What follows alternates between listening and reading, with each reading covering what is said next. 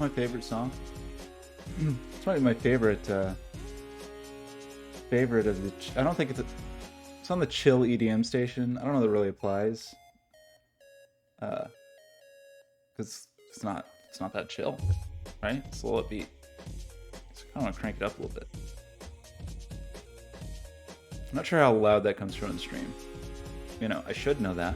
Hi, it's me, Scott. I'm just gonna start this song over. Let's hear it again. It's a great song. Love the intro. It's a good song. Who wrote this song? It's called Steam Powered by Approaching Nirvana on Blocking the Sky. Great job. It's a good song. Hi. So we, for the last 2 weeks, have mostly been, except for when we got, like, pushed into forced labor by Kyle to do nefarious YouTube embedding work. I don't know about that phrasing.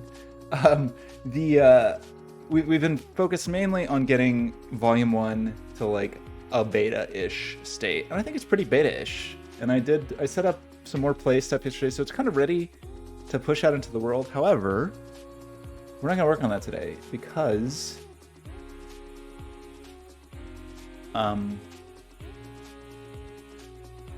look at this wallpaper. Because we're gonna work on a proposal for a project instead today, and then we'll get back to that maybe tomorrow. Oh gosh, the close-ups. I feel like I'm rambling a little bit. Oh, I might have woken up a little too early today. It's hard to say.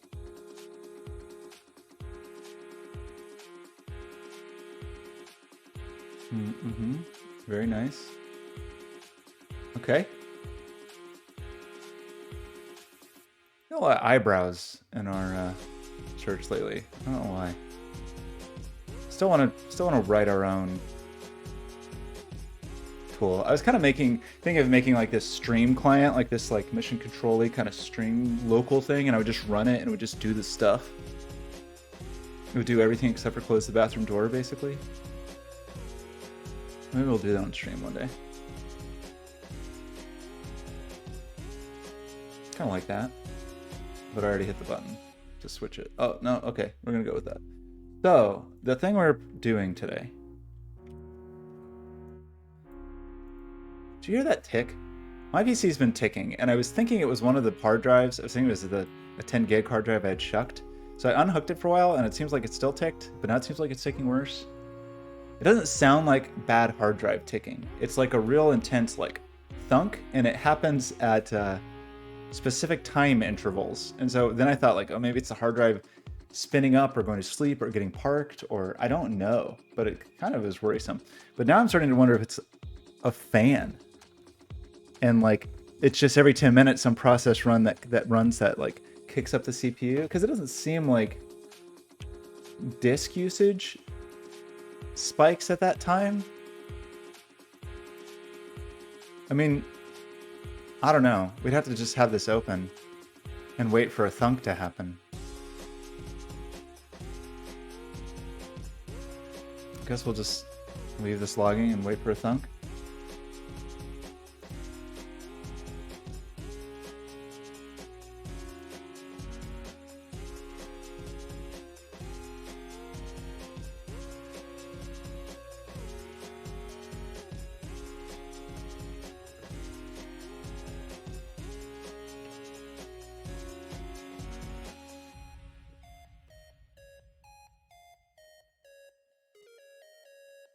Oh, Life is Yours is trying to do dangerous things. I don't actually know how to do that. I don't know if you can.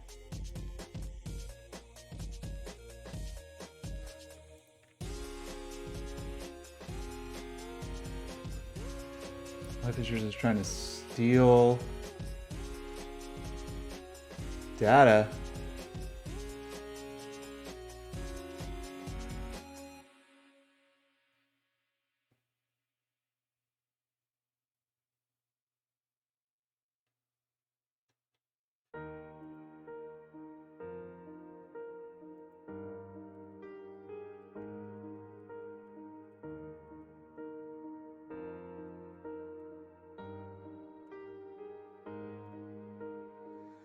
I need a USB protocol analyzer? Is that the thing?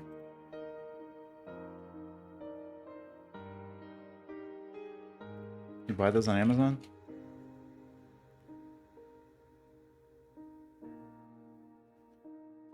No, not a logic analyzer. I need like a... That might be...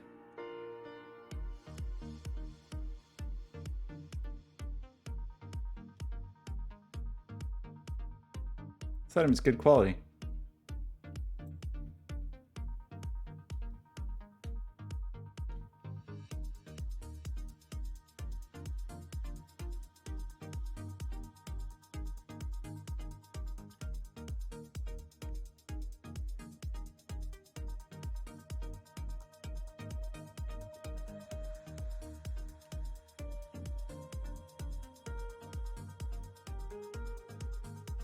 Anyway, getting distracted already. How's it going? How to make a web page like WordPress by using code. Well, WordPress is a CMS that's kind of designed where you don't write code. So are you saying you want to use WordPress or you want to create your own WordPress? So WordPress is just like a CMS system with a database backend. So do you want to create an alternative to that? I mean, you can also write your own themes and plugins for WordPress too. You want to create your own WordPress. Do you want to start totally from scratch or do you want to use existing tools? Oh, wait. Okay, wait. You just want to create WordPress themes? Like you want to create your own... You want to use WordPress on the backend and create themes for it? Just the front end? You've got to write in PHP, which sucks. But it's just WordPress theme. So there's like an API for, well, that's the REST API. We want to write themes. Let's see. You essentially just have to write a bunch of PHP to create a WordPress theme. There's tons of documentation for it. I don't know why I'm not just immediately seeing the actual WordPress documentation.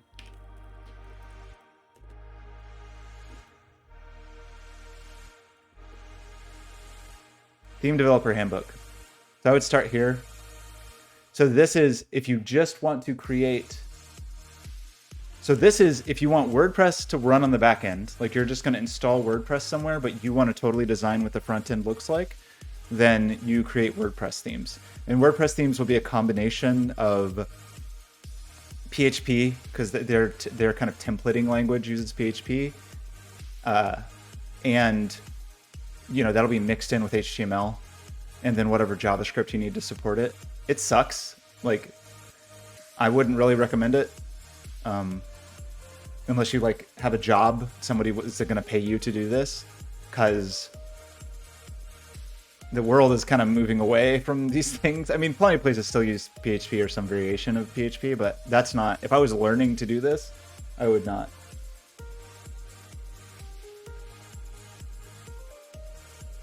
So WordPress is a content management system, a CMS. So it's just, you go to a website and you put things in a form and it creates posts or whatever other content you want. And then it has a theme, and that theme is how the front end is created. So if you want to use WordPress, meaning you install WordPress on a server somewhere or pay for WordPress hosting, or even like WordPress does their own hosting, and then you want to just decide how it looks, you create a theme.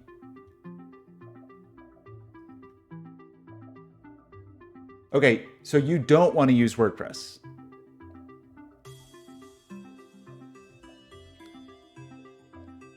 And you just want to write code that takes posts and makes a website out of it, then you probably want to look at static site generation. I think I'm not quite understanding what you want. If you want to use WordPress and you want to just decide how it looks, you need to write a theme. If you don't want to use WordPress, then and you want to just write code that does the same thing kind of that WordPress does, you should search for static site generator. And there's a lot of those. And it just kind of depends on which language and what platform you want to use. So, like I'm using Nuxt.js for my site. If you wanted to use React, you would probably use Next.js. So these could be used to build something kind of like WordPress. Like Jekyll uses Ruby. It's just sort of which language you want to use. Gatsby is a pretty popular one. It's based on React.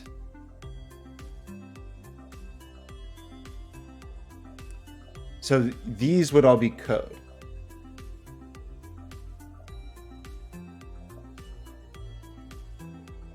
Okay, you're not being clear. Do you want to use WordPress or not? Can you answer that question? Okay, WordPress doesn't have that much to do with the front-end design. A WordPress theme is the front-end design. WordPress itself is the content management system. So the front end of WordPress is a WordPress theme. If you're saying you don't want to use WordPress, but you want a way to generate, have a content management system that is code driven, I mean, you still need some kind of data store. The data still needs to be stored somewhere. But you could look at these kinds of tools. Like, for example, Jekyll natively uses markdown files and creates your markdown. With Next and Nuxt, you can kind of say where the data comes. Okay, no WordPress, yeah. So look at these. You just have to decide which one you like. Next is probably the most popular that uses React. JavaScript and React. Hugo is all Go. Some people write Go. Gatsby is also JavaScript and React. Jekyll is Ruby. With a templating language called Liquid. Like, it can turn markdown files into a website. So look into this kind of thing, but the concept, Atom is the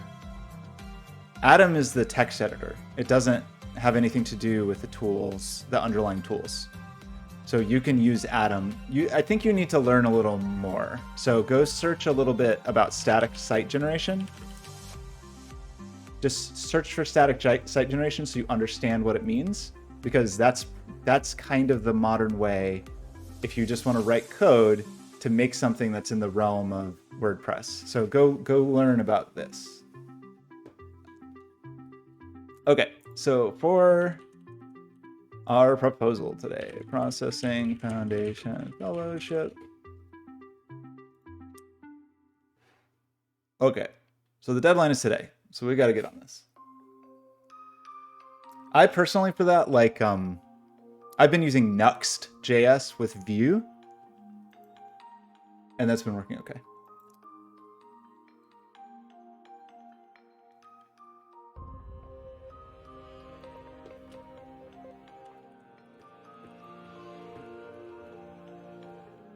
Okay, so we want to figure this out. What do we actually need to propose? So we need to apply here. Great.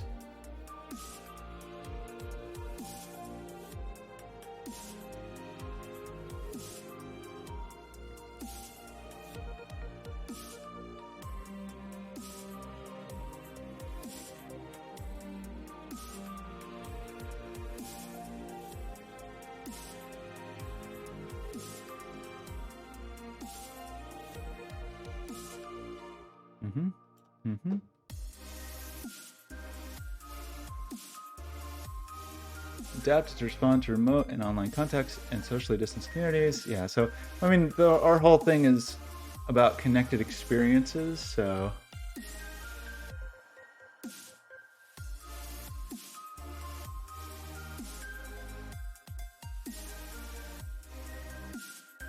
So let's look at the application. I sure don't like Google form applications, but oh well.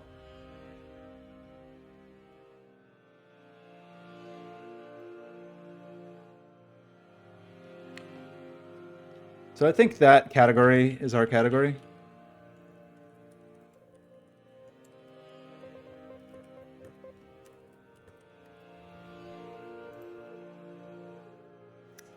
So we are thinking about accessibility, project description.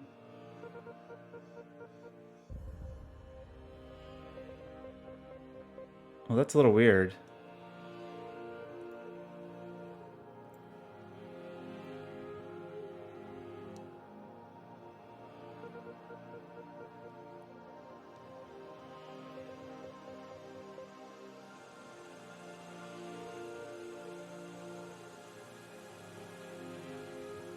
How do you, am I supposed to just put a URL in here? Because it says they're expected formats.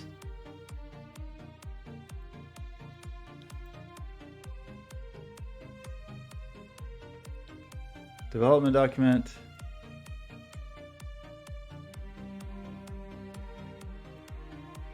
You're applying as a teaching fellow? No.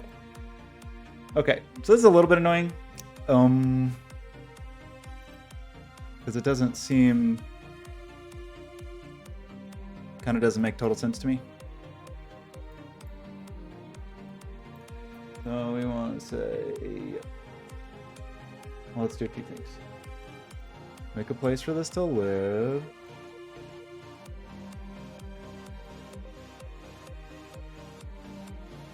Now my music's too loud. I got too excited by that other song. Files, documents.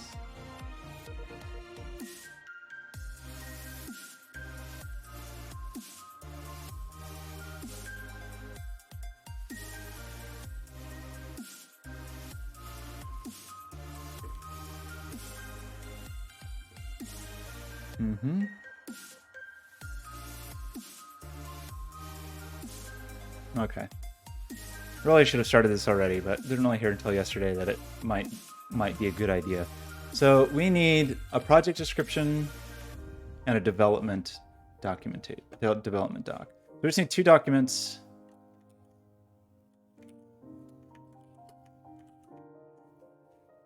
Oh, we wanted make a new file. Hey.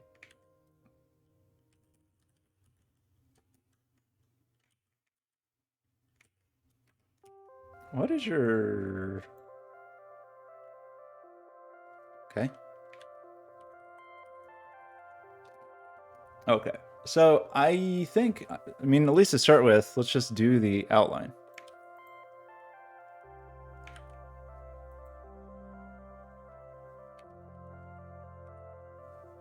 Having some...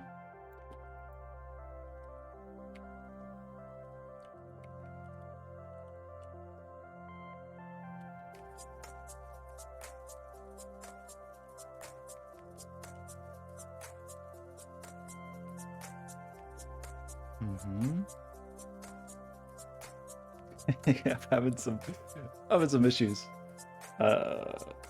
What's the right way to do this?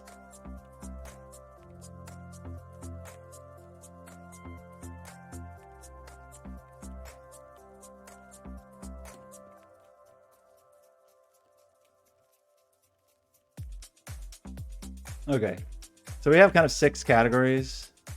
What I'm going to do, how I'm going to do it. Priority area.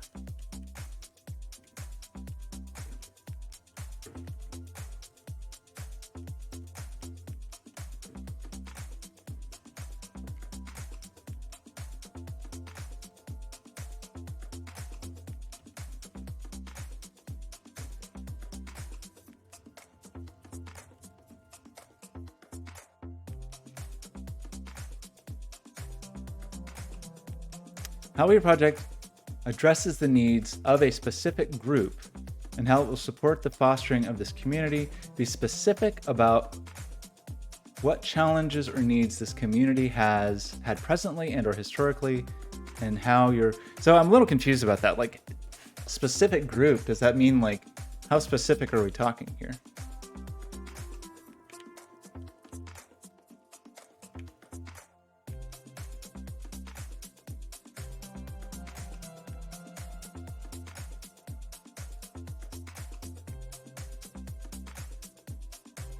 So it's like, We place the most emphasis on projects that activate, foster, and cultivate communities, speaking to the needs of specific groups through outreach and engagement. Barriers to access and diversity should be thoughtfully addressed and included in the project scope.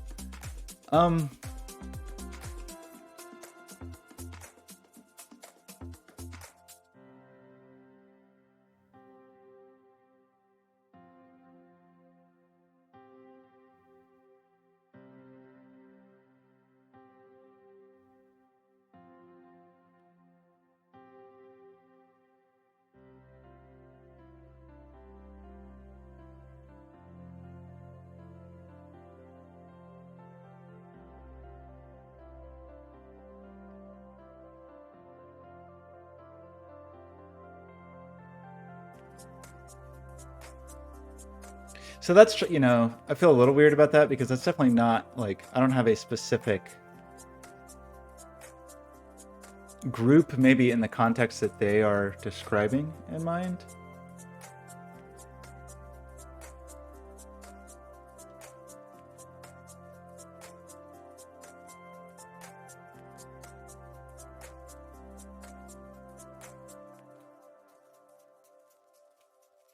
So, I mean, you know, the kind of thing that comes to mind, I don't know, like this is a little, like, slightly uncomfortable because this project is not about maybe the thing they are.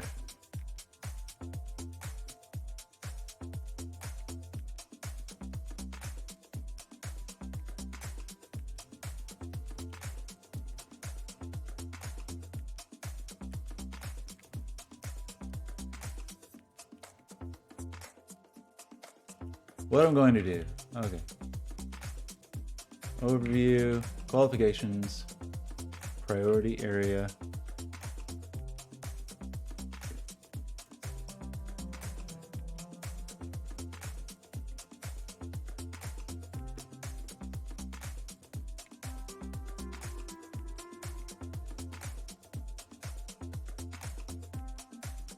Can I spell? How you spell that? Is that not? Is that not right? Do you just not know that word? Or have I spelled it in some way that... Why would you... Okay. I don't know. Okay. Qualifications. Sure. Okay, so that's the project doc. So that's a fair amount of stuff to write, but we'll just do what we can. We'll start with like some rough outlines of things. So, you know, I wrote Heat. I wrote Chorus at the Future Media Lab. Non-interactive.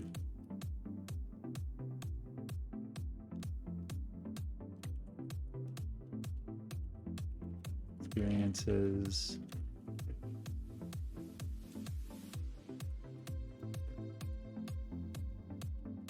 Five.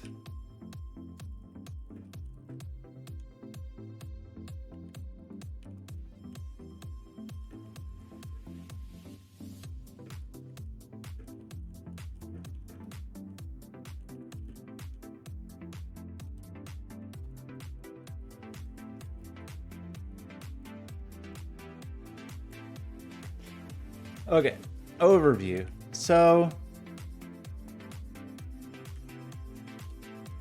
there's kind of two things we want to make. We want to make a client library.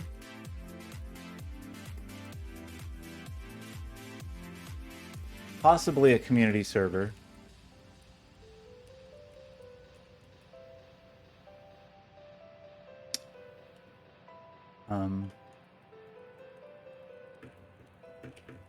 So at a minimum, we want to be able to like quick deploy a server.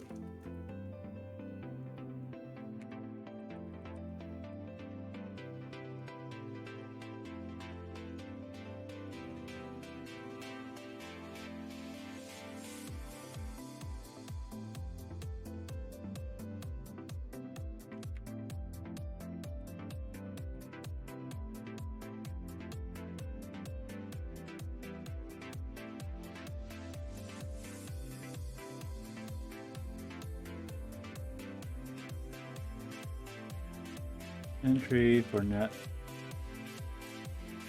experiences. In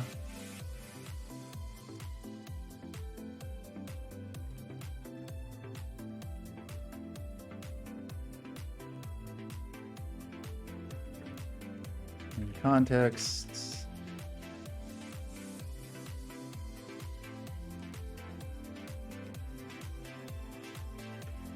So we can have many to many.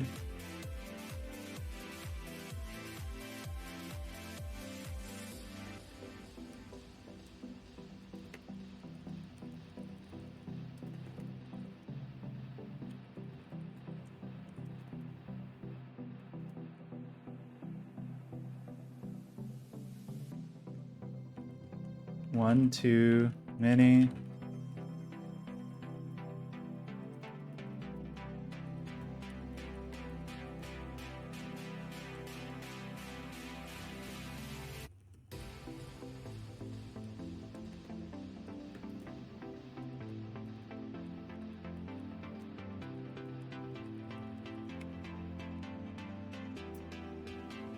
Okay, so we'll just work on fleshing that out a little bit, and then we need to, the development document needs to do what?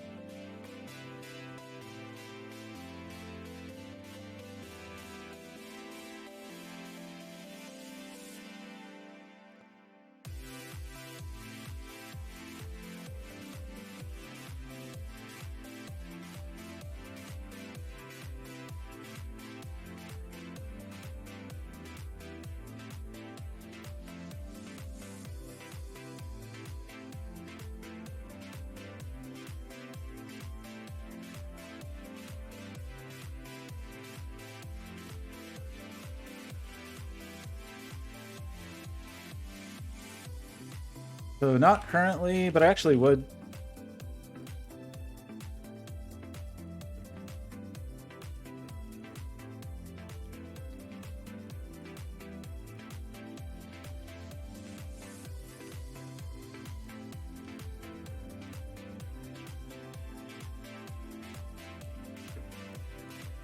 So that would be cool. The server's going to be the expensive part, but if like Google or Microsoft or Amazon, really any of those three, would donate hosting time, then I think that would be awesome. And I have some, I mean, even IBM really. I have like some semi connections to those.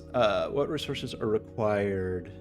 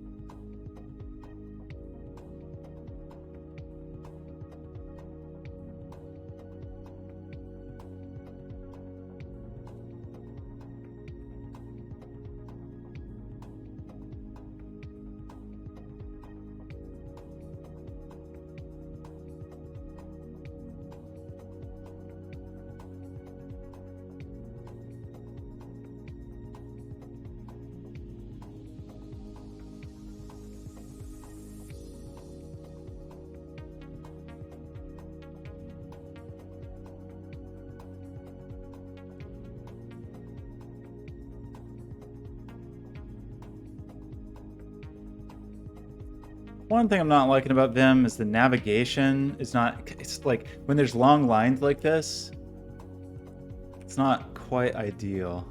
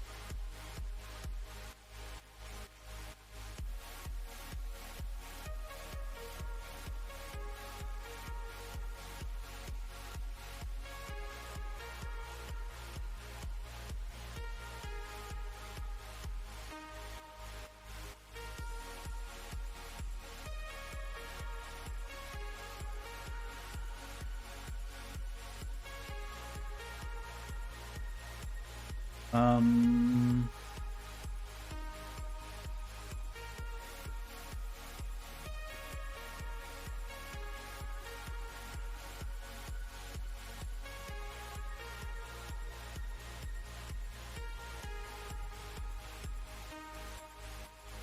I wonder if I could actually. Um.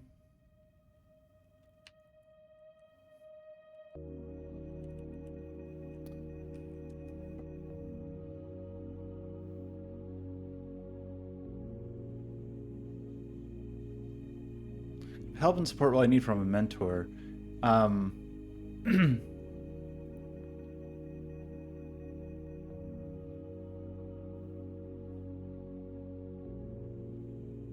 Timeline of work and availability. Process your project will require to be developed.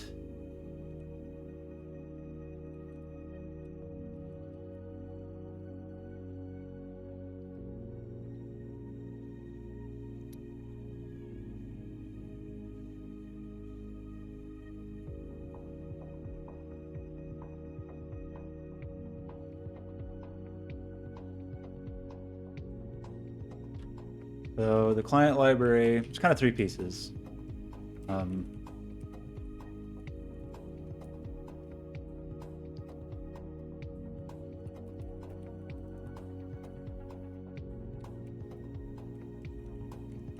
kind of yeah. So there just needs to be two things, like,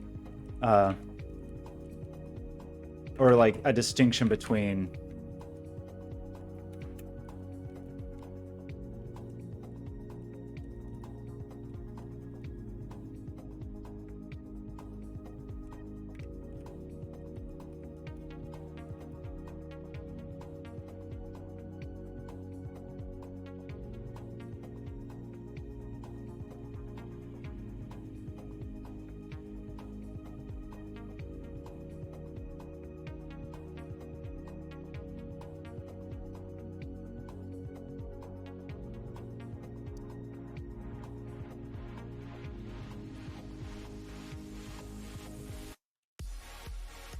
So this would be like, let's make some notes first.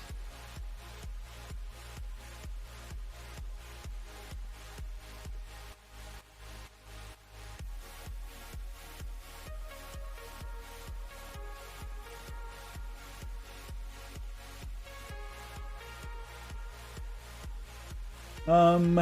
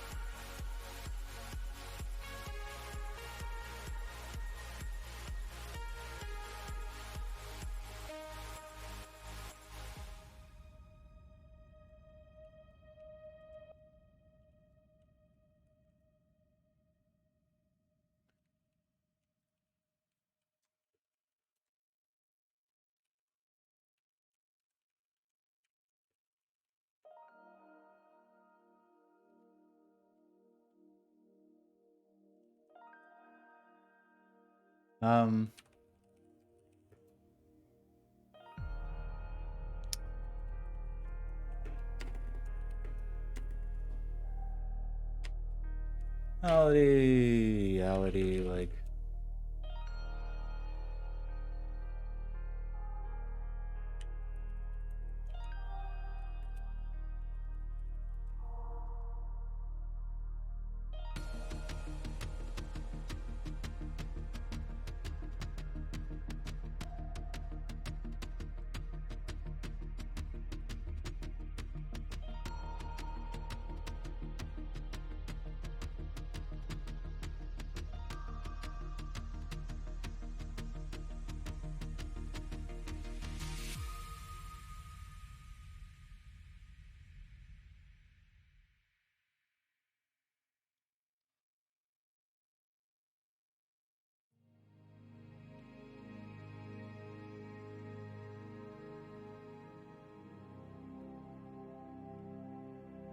Okay, need a quick bathroom break, and we will continue. BRB.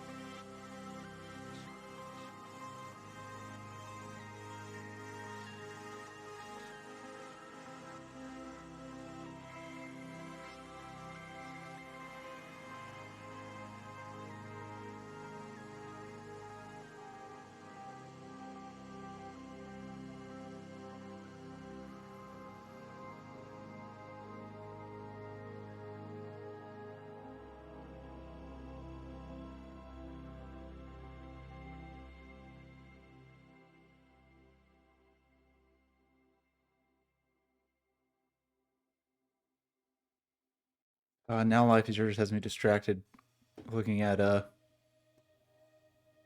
ESP protocol analyzers. Pretty cool. Look at FPGA one. Is it just too fast to do? It feels like something you should be able to do with a teensy or something.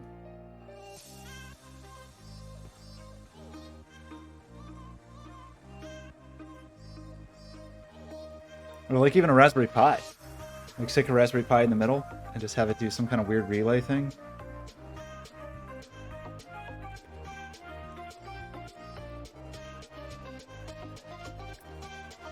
I don't want to snot packets. SID USB. Dang, you're the worst. Pi 0 USB sniffing.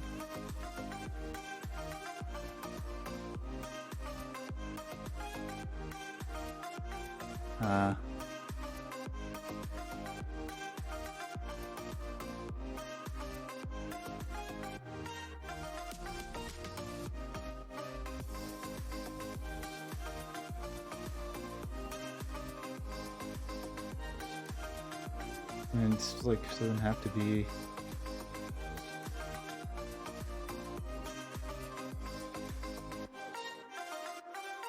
Look at that. Teensy DIY USB protocol analyzer. Packet modifier. USB over LAN. Cool. Target computer to the Teensy. To the Raspberry Pi. To the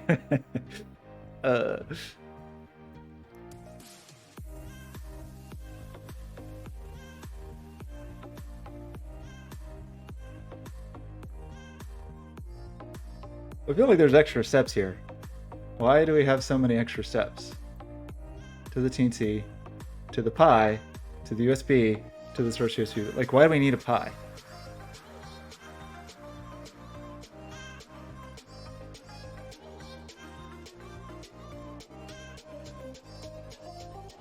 Use any computer that is able to act as a USB host rather than the Pi.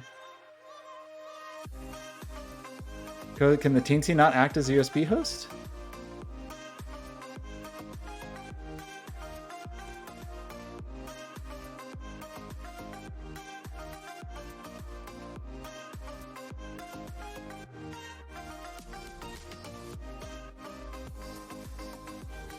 I don't think this would be. I don't think this would be as complicated.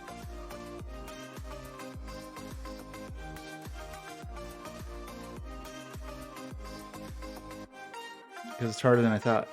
Must be why those things cost hundreds of dollars.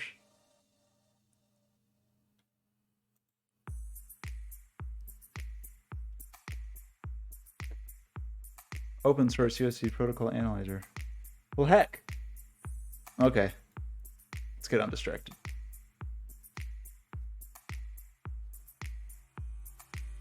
What are we doing? We're writing a thing. Timeline of work and availability. So when is it due? So June 1st to August 31st. So 3 months. How many weeks is that?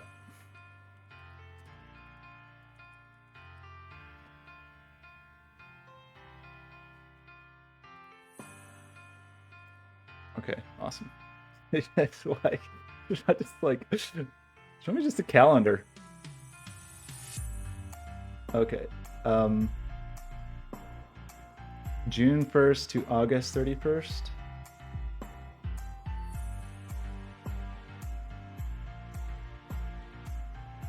Five, 6, 7, 8, 9, 10, 11, 12, 13. So something like 14-ish weeks.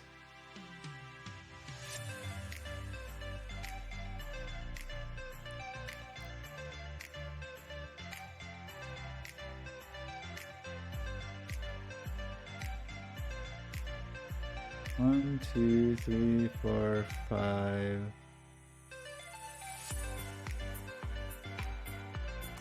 6, 7, 8, 9, 10, 11, 12, 13.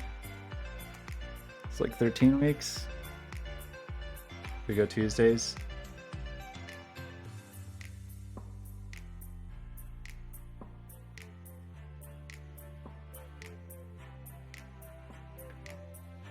So if we said it was something like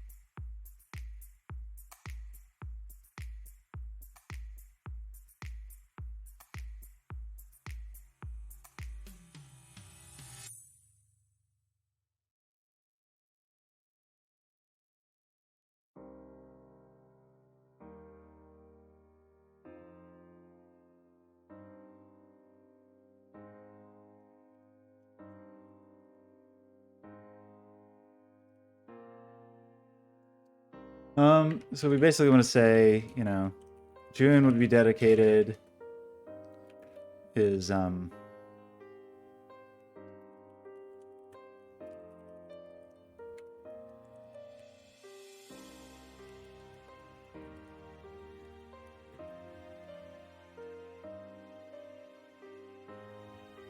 and prototyping. July would be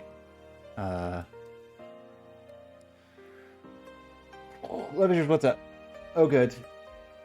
So what are you trying to do? You have a microphone and you just want to know the protocol. You just want to talk to it? Because I think it's a bit more complicated than that. Like you wanted to like play with the lights on your microphone?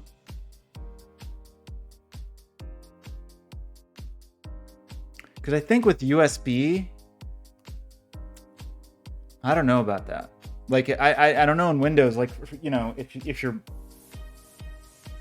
yeah, I wonder how that shows up actually. Do you see like two devices show up then? When you plug that in, what do you see? Do you see the microphone, like USB microphone, and then like generic USB device or something like that? And you're just trying to figure out how do you talk to that device? And nobody else has already done this work for you? What kind of microphone is it? If it's a well-known microphone, it feels like somebody else would have already done the work.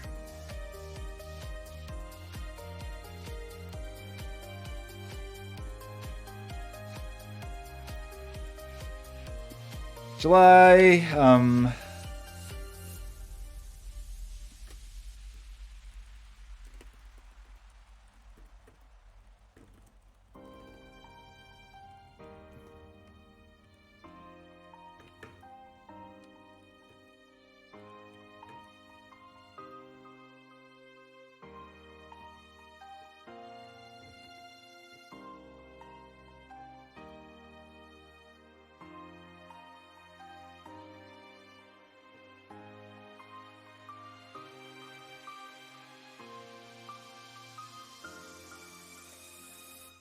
HyperX Quadcast.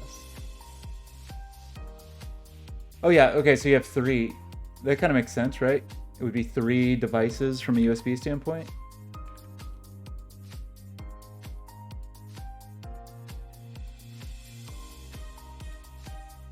So, but are you, no wait.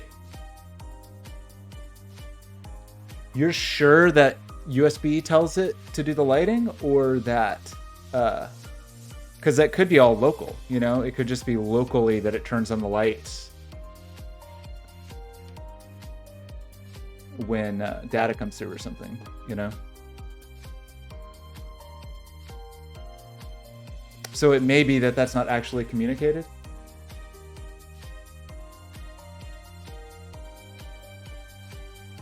So what makes you think that you actually can? Do they like ship any software that lets you talk to that thing?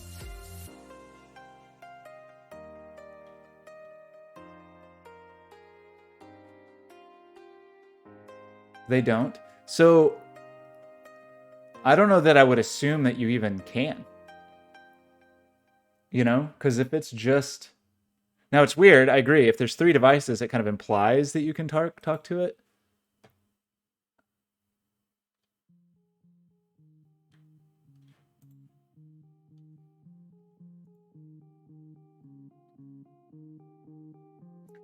I mean, I just looked at it. Here's a post for their RGB mic that says it's not currently possible. Or at least with like other kinds of RGB sync.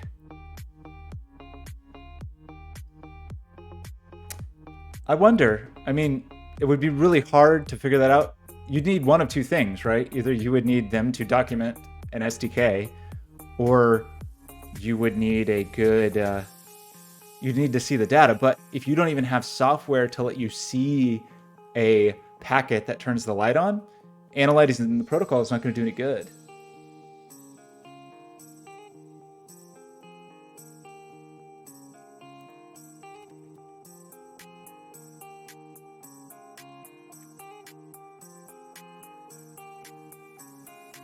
Wireshark? I've only used Wireshark for networking. I'm not sure if you can use Wireshark for USB, maybe. But you see what I'm saying? Like, if you don't even, that's only going to be useful if something sends the data. to turn the light on. But if nothing is ever sending data to turn the light on, like, do you have any client software? Does it come with any client software? Because you can't reverse engineer a protocol if you never see the protocol.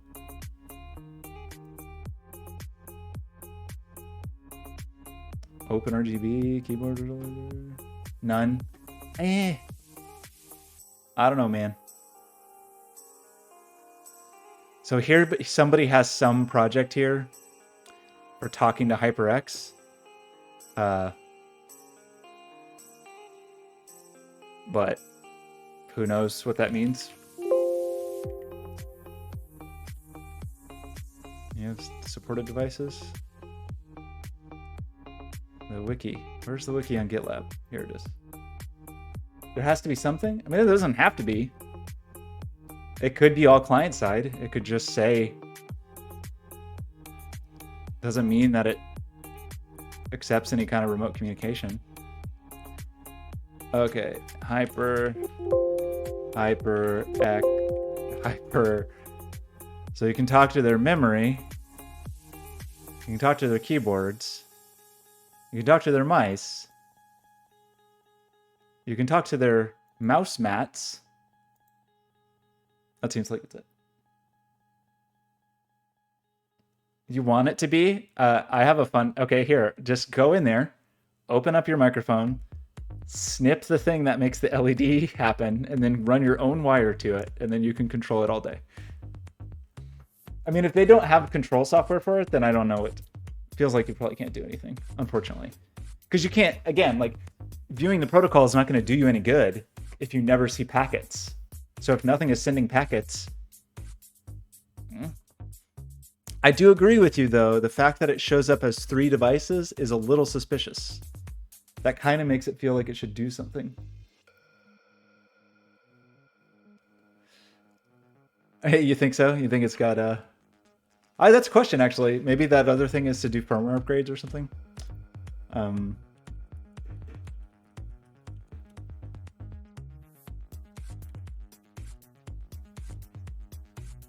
So you have the Quadcast, not this one.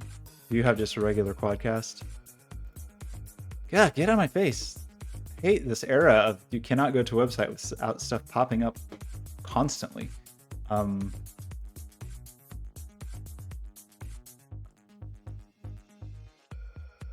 So you have the red Quadcast.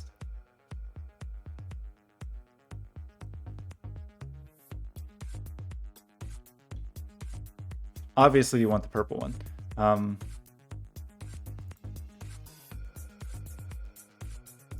What is Ingenuity Software? Have you looked at this software? Does this let you do anything?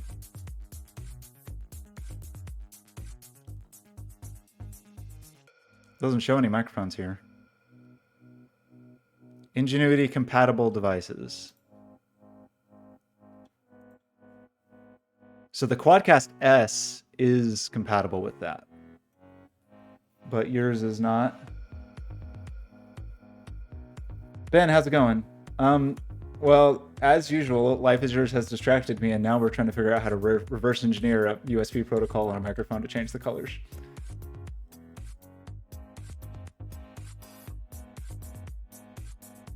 Yeah, very good, very good. So what's your main aim here? The main aim is just that you want your microphone to be purple, right?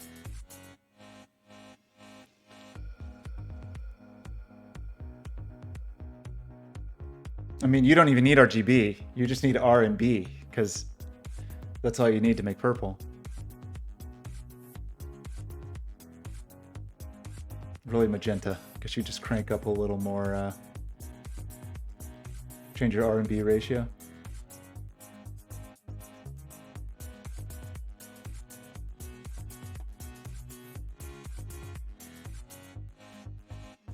I doubt it. If they're only using red, they probably only paid for red, just because that's cheap. It's real cheap.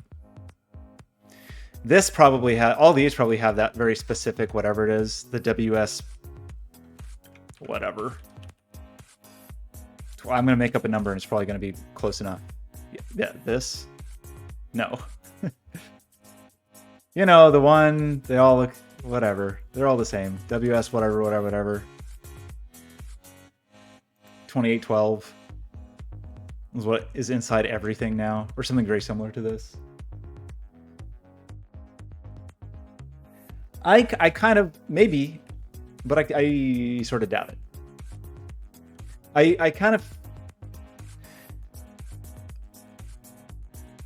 I don't even know where you would start, frankly. Like, because I don't think a protocol analyzer is going to help you if you don't have anything that's sending the data, right? If you had something, if you knew, like, okay, I got a thing that's going to send a packet, and you saw that packet, and that packet said be purple or turn on or turn off, but I would guess in your case that it's all client side.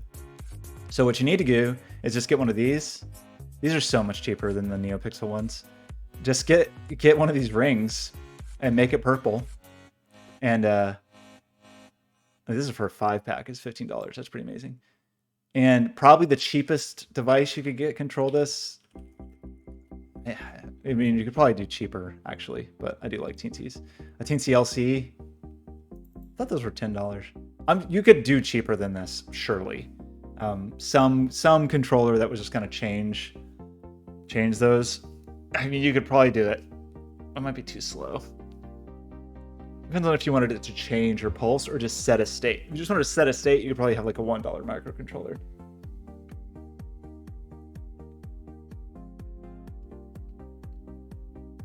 Wait, are you trying to get me to install your malware protocol analyzer? No thanks. I'm not going to install your weird Chinese malware. Okay, back to the proposal. We really got to do this because I have to go get an infusion, and then I'm going to be worthless for the rest of the day.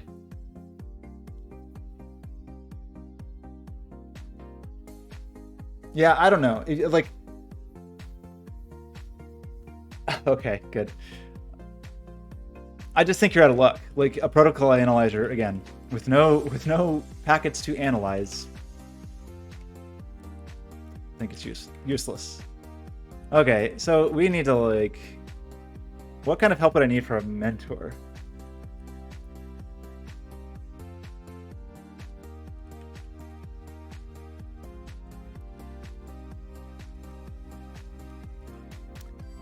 By the way,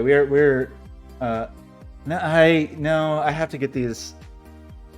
Ugh. I was diagnosed with Crohn's disease last year, and meaning that my intestines want to digest themselves. Right as the pandemic started. It was perfect timing. It was like March of last year. I turned 40. I paid off my student loans. A pandemic started, and I was diagnosed with Crohn's disease. All within like 2 weeks. But the Crohn's diagnosis took a long time, and that's it. Anyway, so now I have to get these infusions every 8 weeks, maybe for the rest of my life, that try to suppress my immune system because it's too powerful, and my immune system wants to eat my own guts. So it sucks, but I'm starting to get used to it. You know, I've been doing it for 6 months or so, and it's a little bit. At the start, I had to do them really frequently. Now they're every 8 weeks, so I just had to go and have basically like poison injected into me, and to suppress my immune system some. Which, as you might imagine, in a pandemic, having a suppressed immune system, not ideal. So I haven't really seen any humans for a really long time. Anyway, it's not. I've gotten kind of used to it, and it's okay, but it definitely like takes me out of commission for at least an afternoon. Usually I'm kind of like a little out of it for a few days, but definitely the afternoon I'm kind of not great. I kind of, you know, now that there's a possibility that some student loans might be forgiven, kind of wish I hadn't paid them all, but whatever, I already did it. Yeah, I don't know. It's a real bummer. Crohn's is weird. Like, they don't really know what causes it, except living in a city seems to be one of the things. It's like partially genetic, but not exactly hereditary. I guess your like susceptibility to it is genetic, but then environmental factors, and they think it might have to do with if you live in a city, you're less likely to be exposed to certain parasites. And one of the weirdest things is one of the treatments is you can go to Mexico and be deliberately infected with hookworms. I think that's what I understand anyway.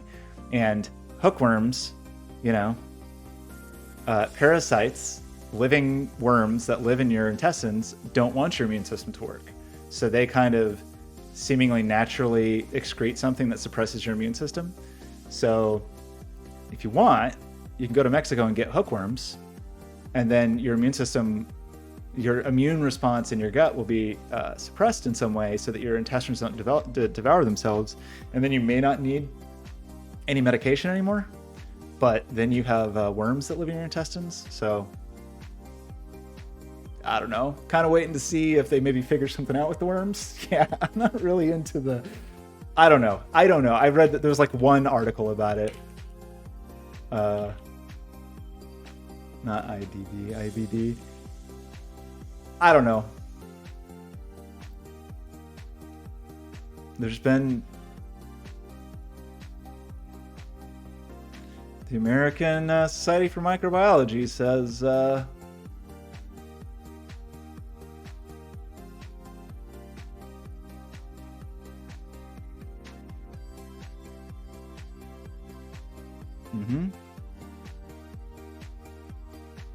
So, yeah. So I think, you know, there are all these research, but I don't think you'll find a doctor in the United States that's just going to give you hookworms. So I thought I saw, I think there are tests, or there's like maybe research going on. I actually saw a sign in my neighborhood that was like, hey, if you have Crohn's disease, we want to try this thing on you. It was based on hops, though. It wasn't worms. So I don't know. Yeah, you know, it's fun. When I very first, I don't know, I've had these I had symptoms on and off for years and years, and they started getting worse and worse. And like, you know, I've been to some places. It's been a long time since I've been to those places, but I've been to places like rural Indonesia, for example, and ate food there and stuff. And so like there was some years ago where I was kind of suspecting that I might have some sort of parasitic infection, but turns out the parasite is me. The thing trying to kill me is me.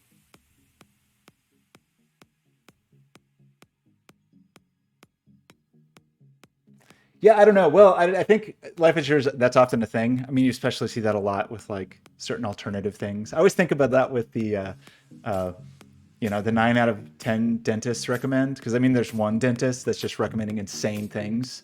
Like 9 out of 10 dentists recommend Crest. That other dentist says you should just like chew on worms in this case. Just eat worms and that'll be good for your teeth. But in this case, it just seems like there's not very much. I mean, there's actually a fair amount of evidence with the like rural urban thing. I think that's something that's borne out pretty clearly, is that Crohn's is like for lack of a better term, like a first world disease in a lot of ways. And it's just not very common in, sounds bad to say, less developed. You know what I mean? Maybe like less urban industrialized environments. And so there was already, they knew that, they just didn't know why.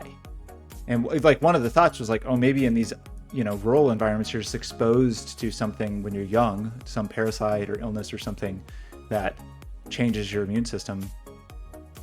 Or it could be something like, there's actually stuff now where they think that maybe Crohn's is not an autoimmune disease, in that like a true autoimmune disease, like I think rheumatoid arthritis is a true autoimmune disease, where it's like your body's attacking itself. They think maybe Crohn's isn't necessarily that, but that it's attacking, you know, the distinction almost doesn't make sense, because when you say yourself, like you've got billions or whatever, trillions of bacteria that also are part of your body. I think you have more, by volume at least, you're more bacteria than you are human. Is that true?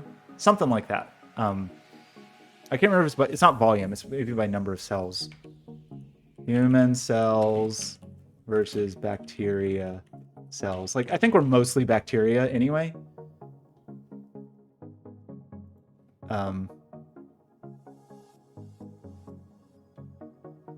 Yeah, it used to be a 10-to-1 ratio. I don't think they say that anymore. It's still a lot. So, like, depending on how you look at it, we're more bacteria than human. So, like, trying to say that an autoimmune disease that is attacking the bacteria cells but is accidentally hurting the human cells, I don't know. The distinction's a little weird because we are more bacteria than human in some ways. Anyway, but it could be just, your gut is so full of other organisms that there's some other rogue organism in there that my immune system is trying to protect me from by killing me.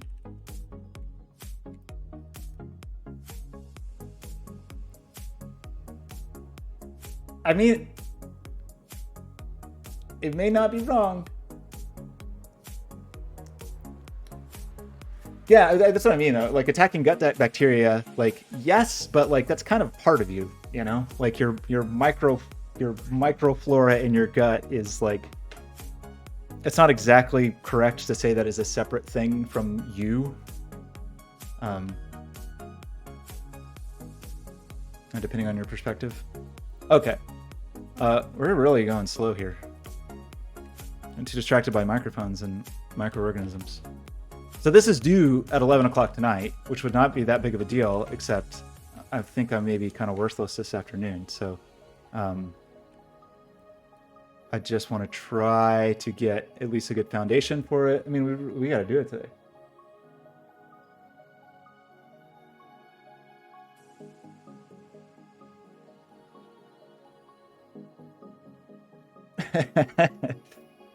You can distract me. Just distract me in some, like, in the realm of this thing.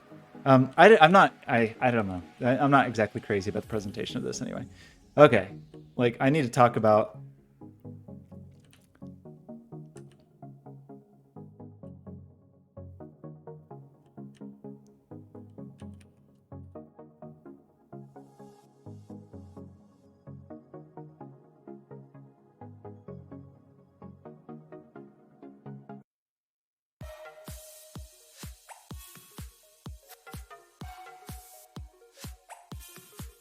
I just don't know how exactly I want to phrase some of these things. Like, unfortunately, I don't know. I don't want to say it's unfortunately. It's just the way things are. Is like,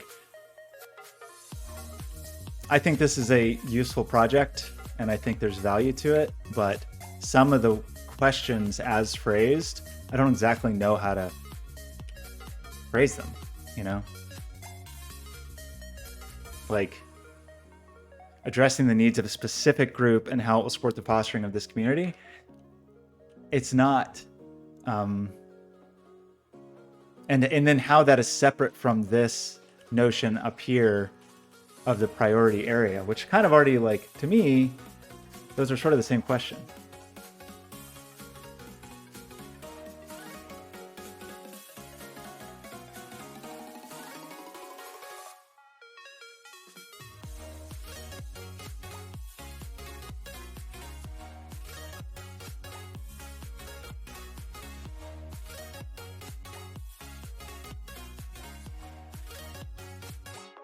And I think, the idea is there. It's like thinking about how do we want to phrase this, I don't know. I'm gonna go back to the development document for a minute because that's a little clearer.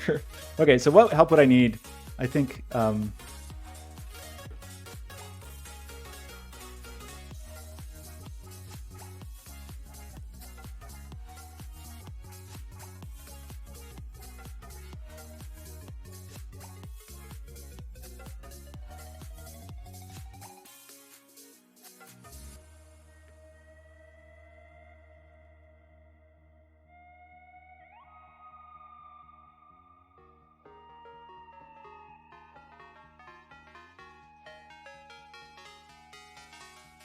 I'm trying to think of how to... I just need to make notes first, and then we'll turn it into words. So essentially, I need someone to be like a sounding board.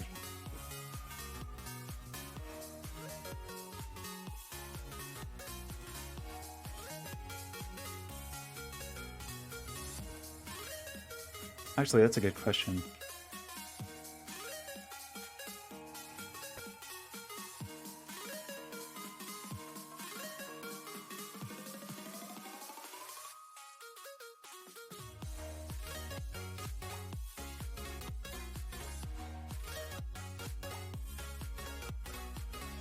So this has been updated.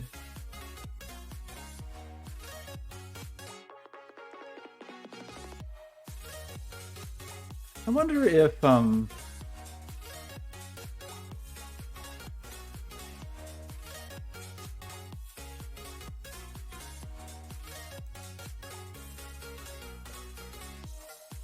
that's kind of interesting. There's a WebSocket server.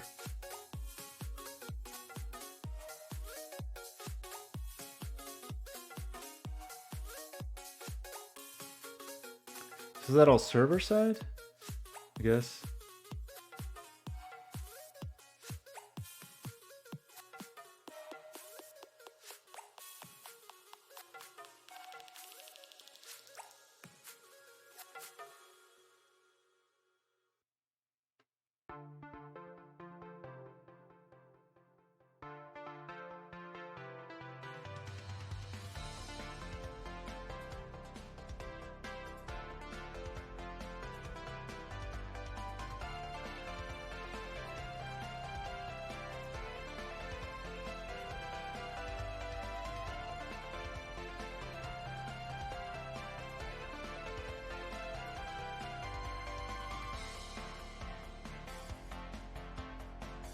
Only thing that's a little tricky here is like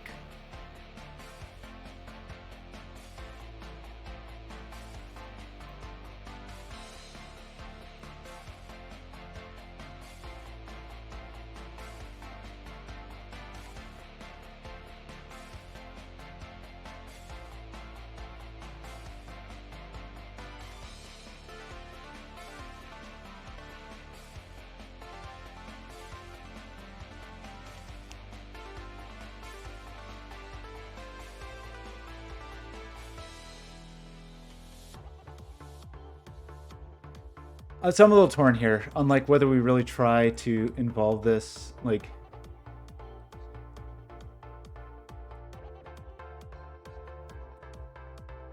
because we could write something that like sits on top of this or uses this. At a minimum, we could provide instructions for how to use our thing with this.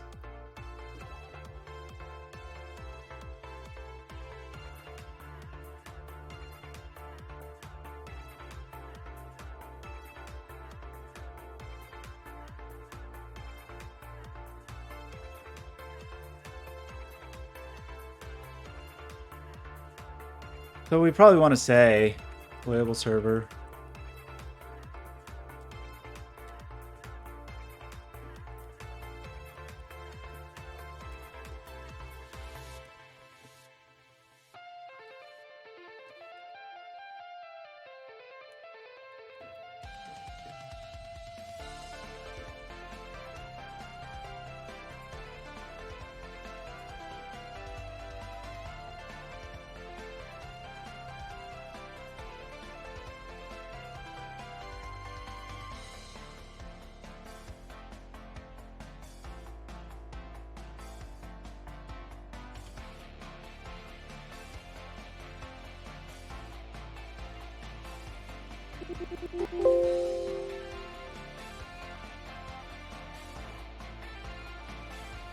What are you actually called?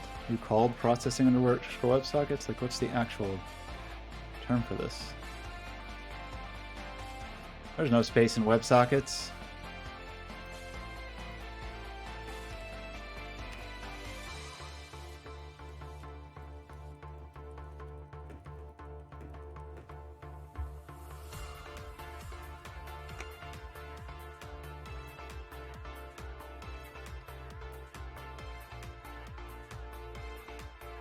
I know, we gotta get that money. What I really want to see is, what would be cool is if I could get some additional funding, because there's other projects that could maybe make use of this thing. There's one organization here in Portland, and then it would be great to get some like Amazon or Microsoft or Google support. I don't know. We'll see. We'll see what they think. I think this is a useful thing. It's just that's not the only metric by which things will be assessed.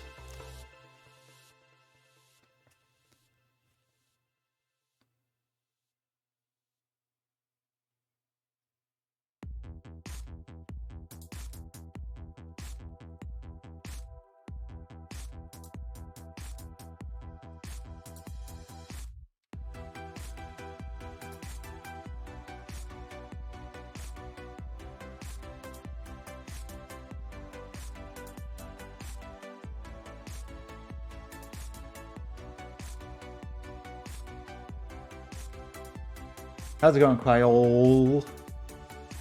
V5 Anywhere client library. This service could also be used in processing with the processing WebSocket library or any other platform or with the Sports WebSocket connections.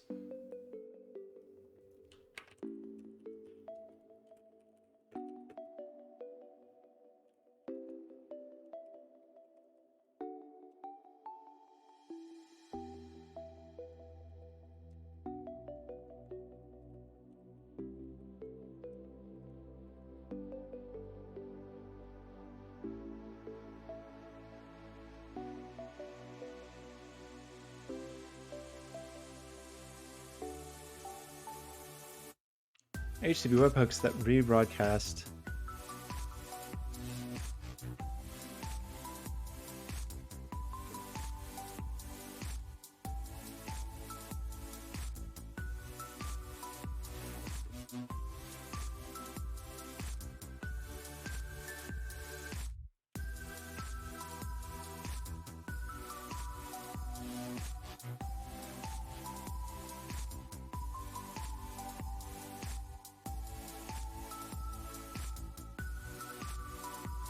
So the idea here would be kind of the way Heat works. So we'd have some kind of WebSocket set up. I have this new strategy for automatic namespacing where you just like have a kind of a WebSocket address / some namespace, and then that's just everything, that's your namespace, and anything you send or receive in that namespace gets broadcast everywhere. But everything has to be connected via WebSockets, which could be a little annoying if you just want to send data, if you just want to send something.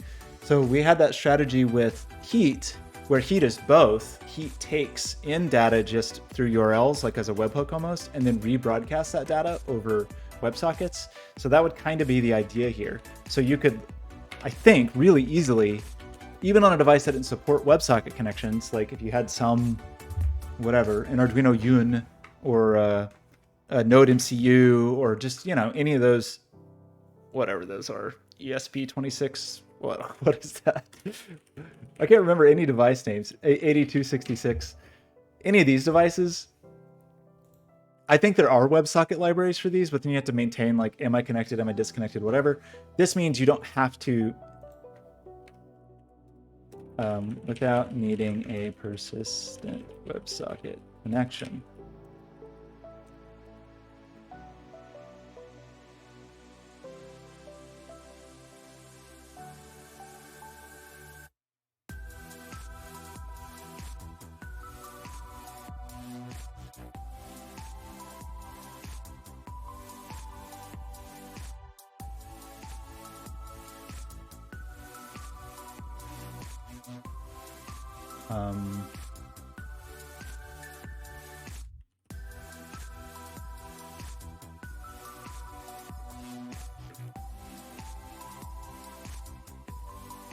What I'm trying to say is like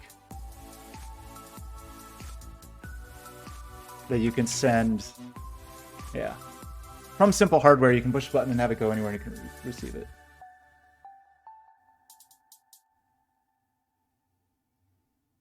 So you could, it's essentially, it's just a web request, right? You can send that web request and we'll create an event. I feel like as part of this, we should also look at MQQT.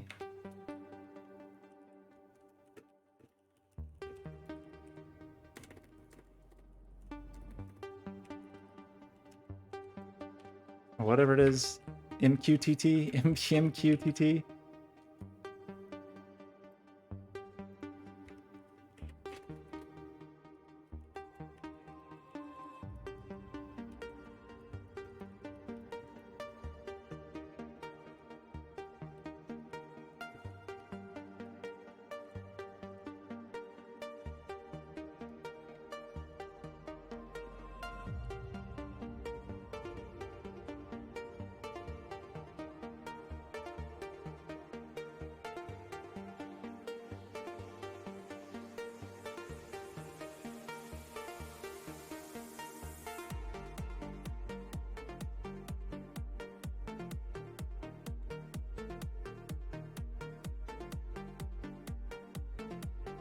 Am I just making up words? I feel like the spelling in this... Okay, I actually spelled it wrong. Yeah, that's right. That time I actually spelled it wrong. Okay. Um,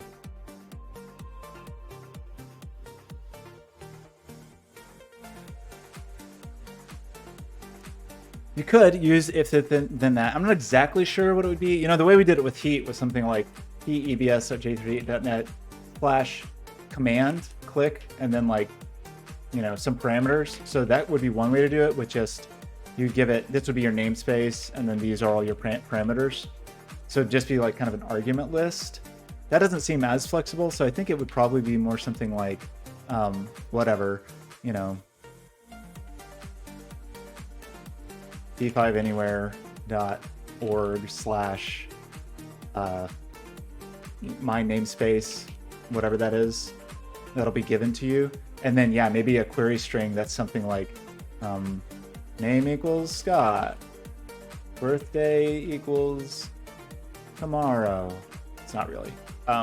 You know, you pass these and then these would be turned into a packet. Or, and we could support both, where you could do it in a query string or you do a post, like a form post.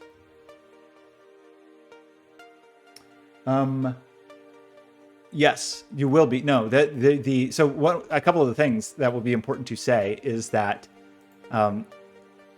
there's no security. So the namespaces will be randomized, kind of the way Glitch is. That's how I'm imagining it anyway. You know, when you go to Glitch and they just make up whatever, and they all have ridiculous names. Do I have to log in to just show me the name of one? Anyway, you know, that's the thing where they like generate the names and it's like, you know, robot dash horse dash karate dash birthday. Yeah, March Lions Lambs, whatever. This kind of things. So, but it's only, there's no security. I think, at least when I applied a few years ago, they had 5 grants. I don't know how many they're going to do this year. So that would be the basics. It's just there's some, you know, security through obscurity. We'd be very clear that these are not secure communications, like anybody connect, whatever, if you're using the community server. Now, maybe we make it where if you're using the deployable server, you know, where you have to have some key or something. But that key is going to be kind of exposed. Yeah, that gets a little tricky, you know, implementing security. So I would, there's not that much time or money for this, so it has to be relatively simple. And then if they liked it, maybe we could continue it. But yeah, it would be sort of like a security through obscurity thing.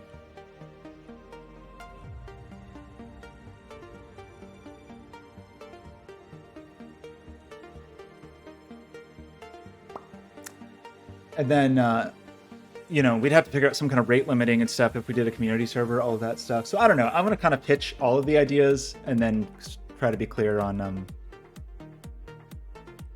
what can actually be made.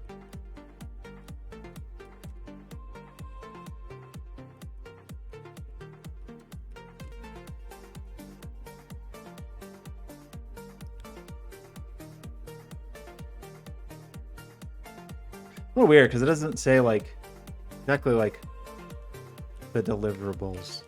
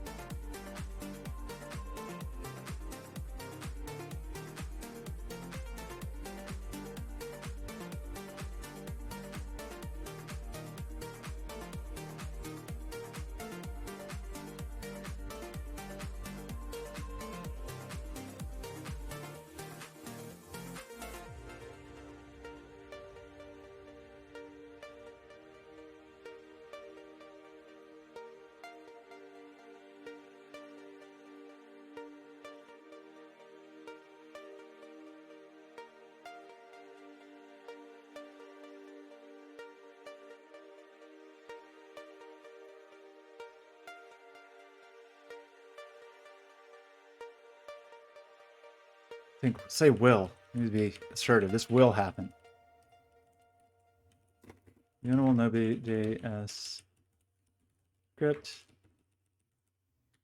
that can be easily deployed to services like Glitch, ideally with a single click. In addition to serving as a simply used backend for the P5 Anywhere client library, the service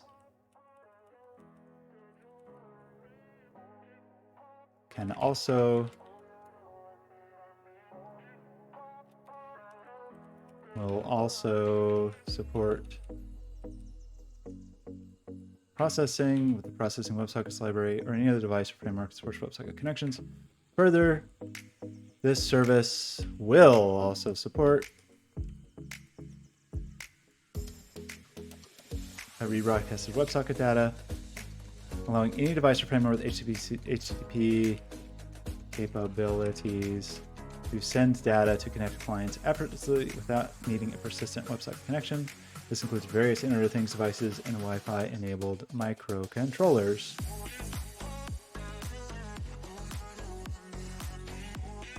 I will also explore MQTT as an alternative simple means of sending and receiving data.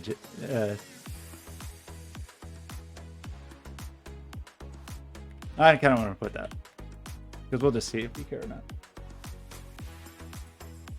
I mean, I don't know. Is this a calendar? What is this thing? What do we got here? This is just saying in like a lion, out like a lamb. Very interesting. Oh yeah, this is just graphing.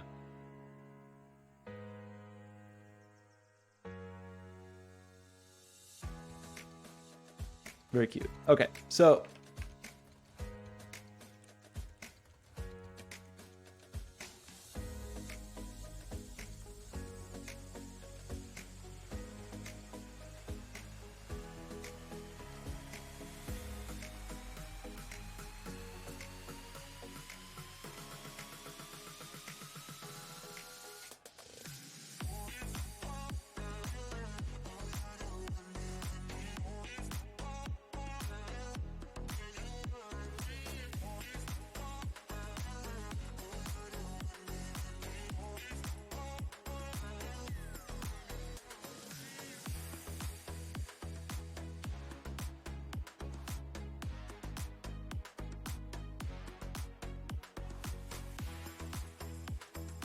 I don't know. Here, maybe I should be, because a stretch goal of the project would be the creation.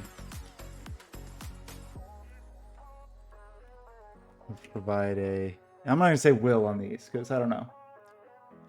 It would provide a.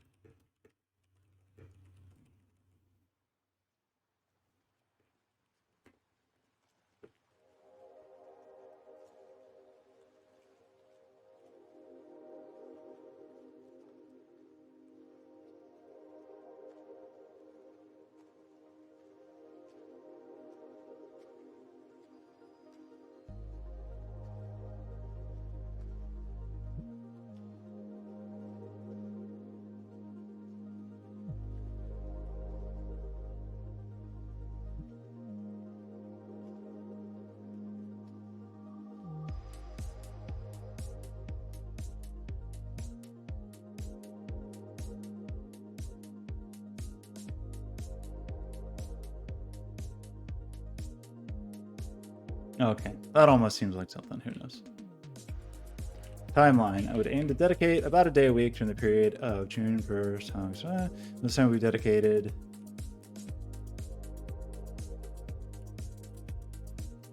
on live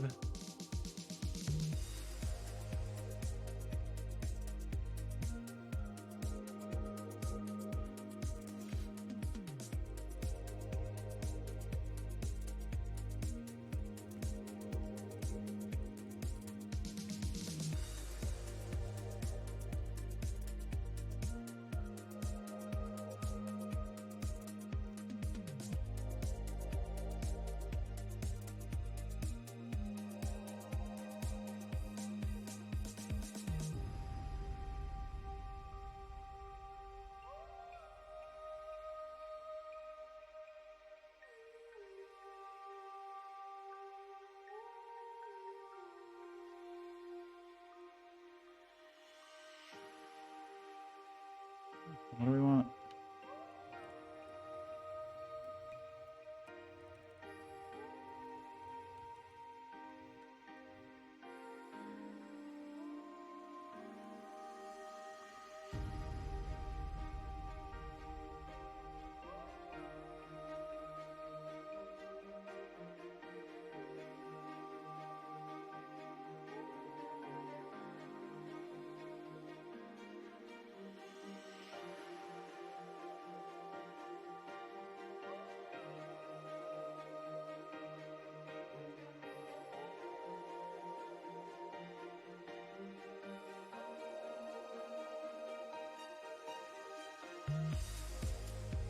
These probably have to be bulleted to wrap right. These aren't going to wrap right correctly. But whatever. Oh.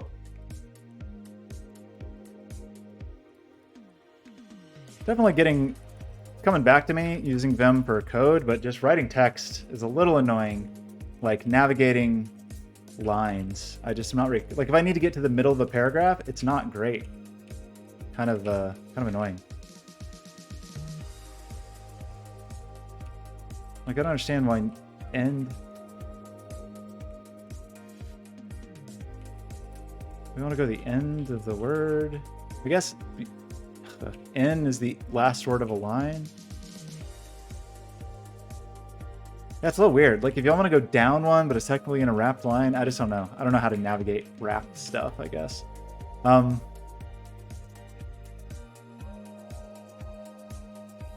it looks like I wrote a bunch of stuff already, so that's good. Almost seems like something.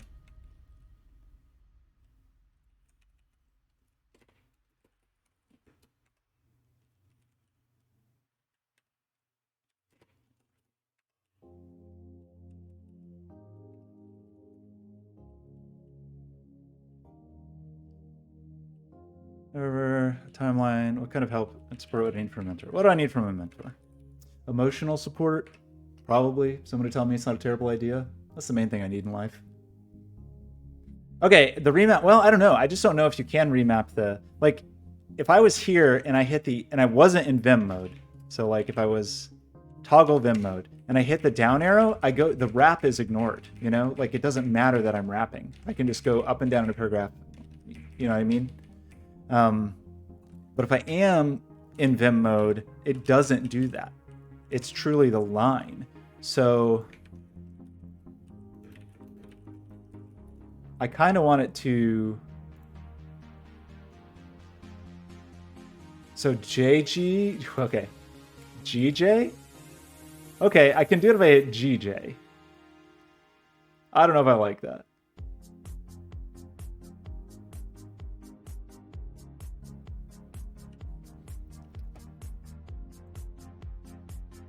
But that's sort of annoying rather than needing to print all the key presses. Okay, it says to remap. J could be mapped to GJ with a special. Oh boy. So it's like conditional wrapping. Yeesh. Well, so here's okay. I will consider it. I don't know if I'm going to do it because the Vim plugin has like its own mapping thing.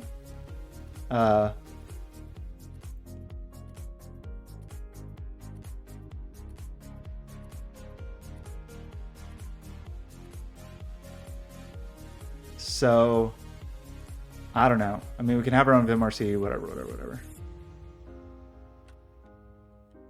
But I think it's not the time.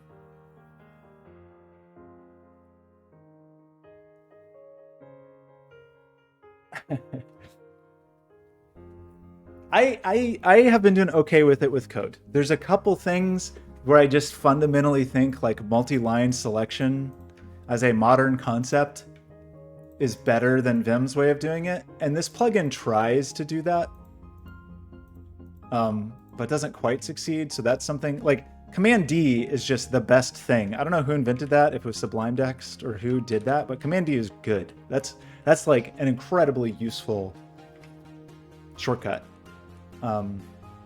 Control D on Windows.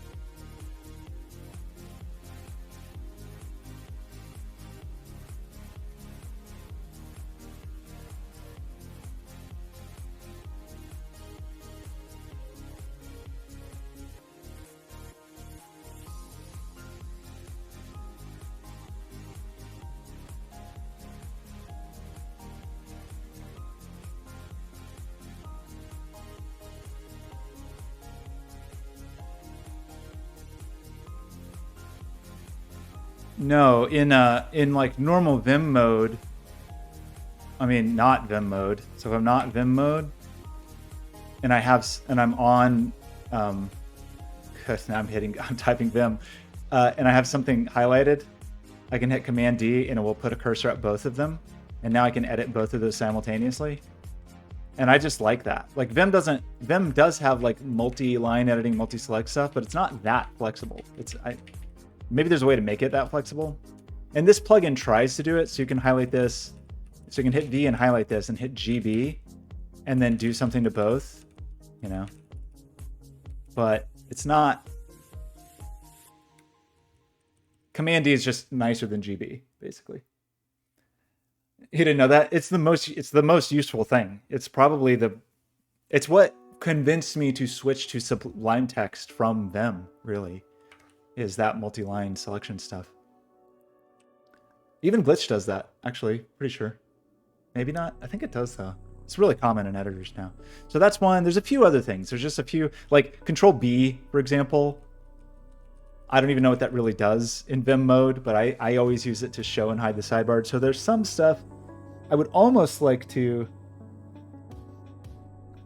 Well, sometimes F12 is nice because it goes across projects, but sometimes the way I use it is for like restructuring lots of data. Like say I paste in a bunch of data from a spreadsheet or something, and I want to turn all of it into a CSV. I can just do multi-line select everywhere and then edit all of like 80 lines simultaneously and put whatever quotation marks and commas and whatever. Like it's really useful for transforming data.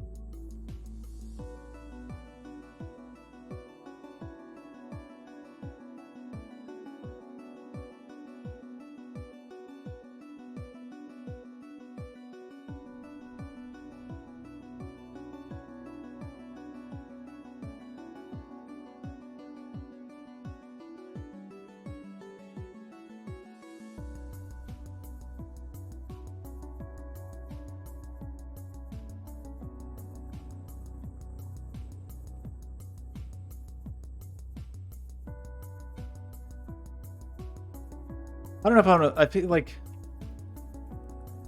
some of these things are getting redundant, so I don't know if I want to totally keep this structure or if we just pare it down. I don't know.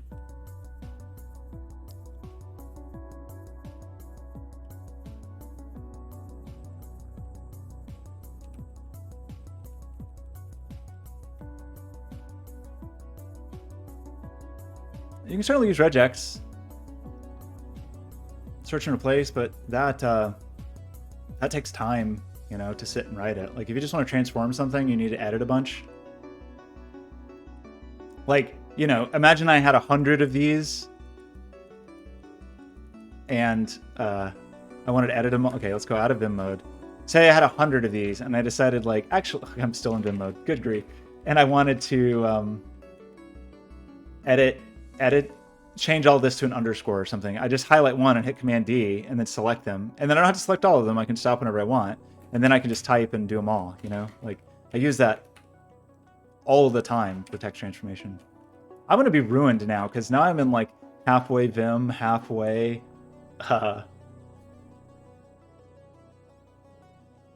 non-Vim.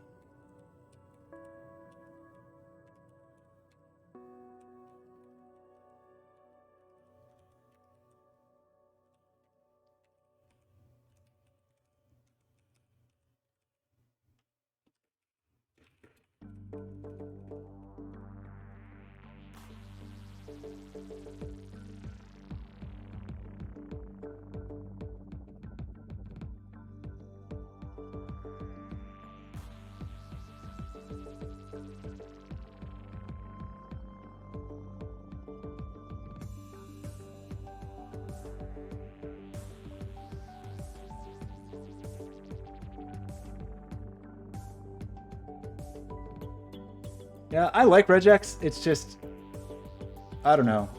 Regex to me is always like plan C. Plan A is always do it by hand. Plan B is like, is there some way I can just do it with the text editor, like multi-line editing or whatever? And then if it's like, okay, it's bad, we got to just do it. Then we break out regex. Regex is never plan A. So this kind of looks like a document. It's a bit redundant, but whatever. We'll get it all down. Editing is when actual writing happens, not during this phase. Okay. What you're going to do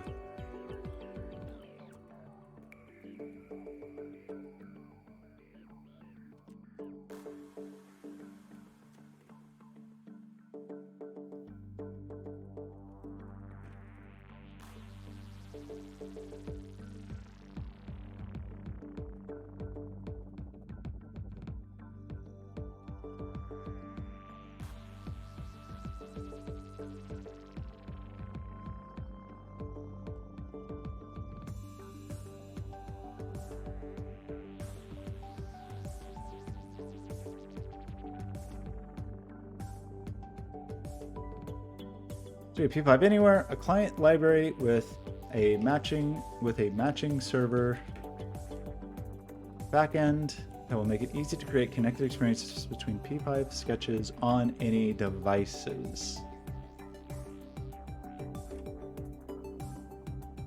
That seems like kind of a thing.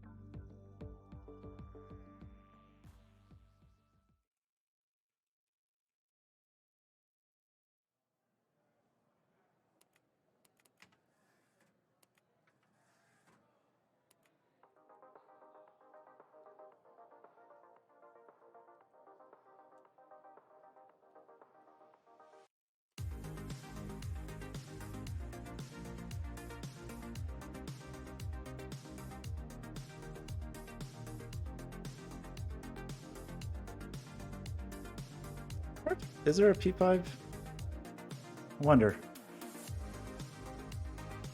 if anybody has done P5 WebVR.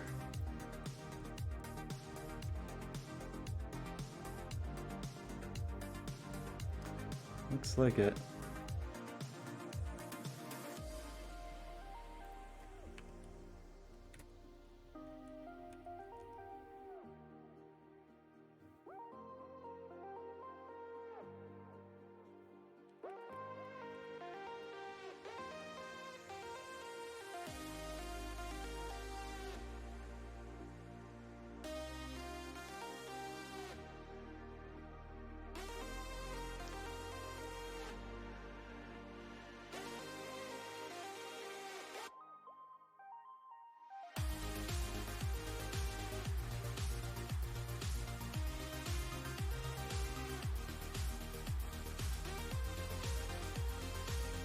Like I was just gonna make up ideas, I guess. Send the audio triggers.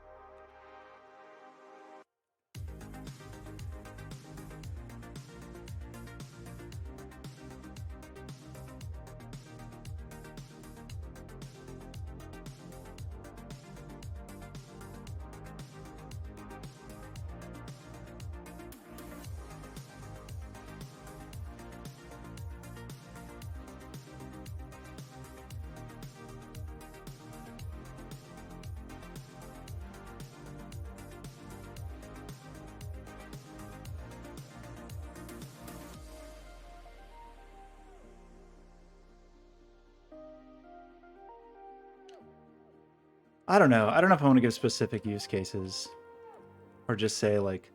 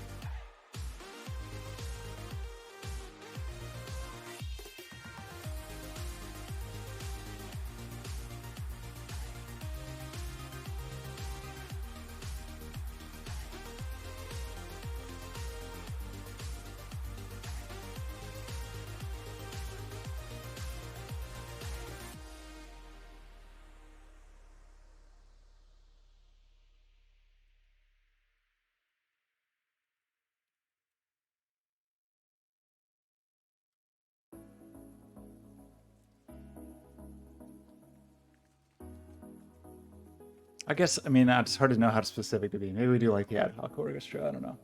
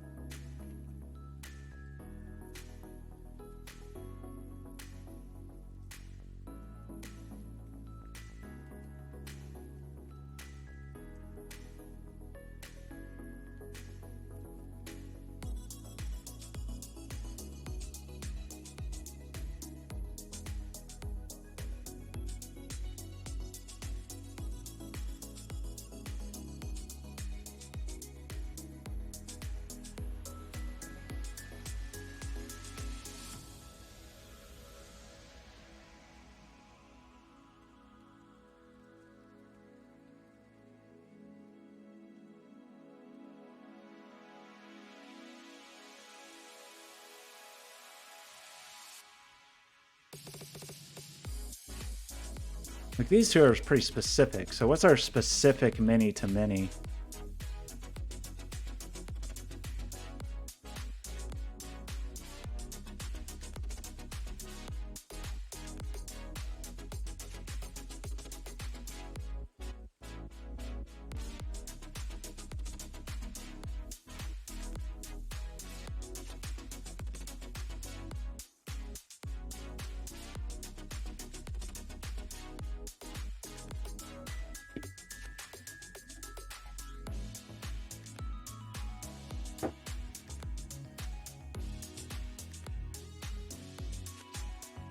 I don't know. Maybe we'll revisit that. Don't want to get too caught up on it. Okay, what I'm going to do.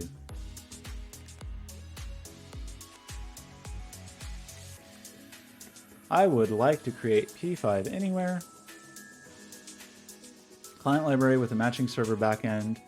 We'll make it easy to create connected experiences between P5 sketches and more on any device. Some example use cases. Group of on-site users could collaborate and collaborate.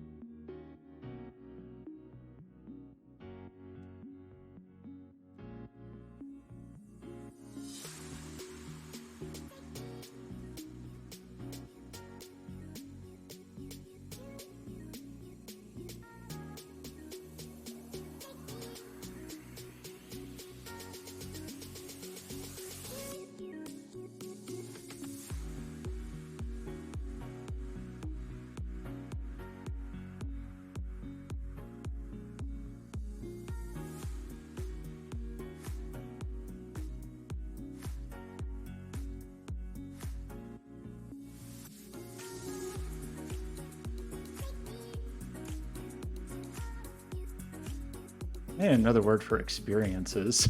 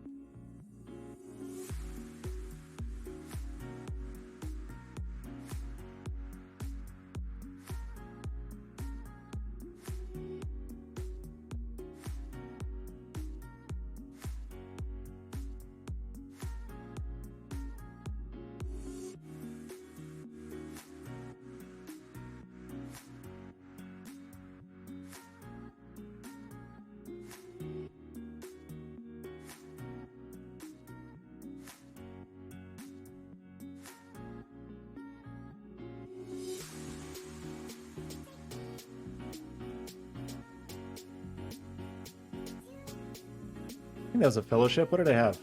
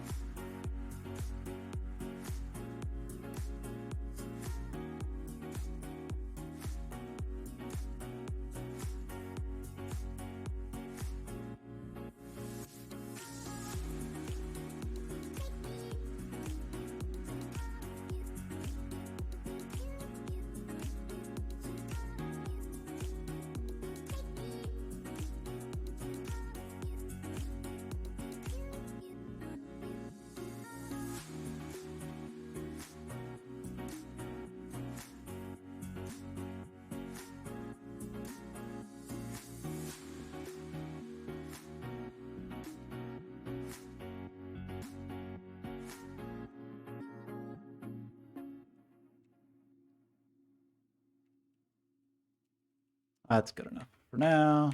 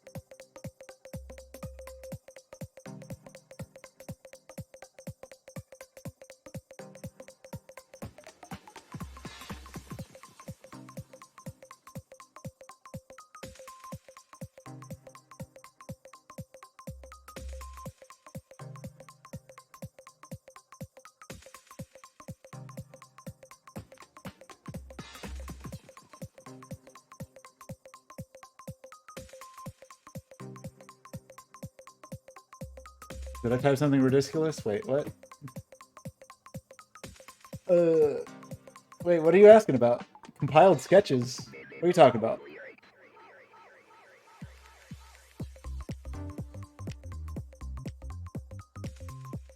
You probably could do that, right?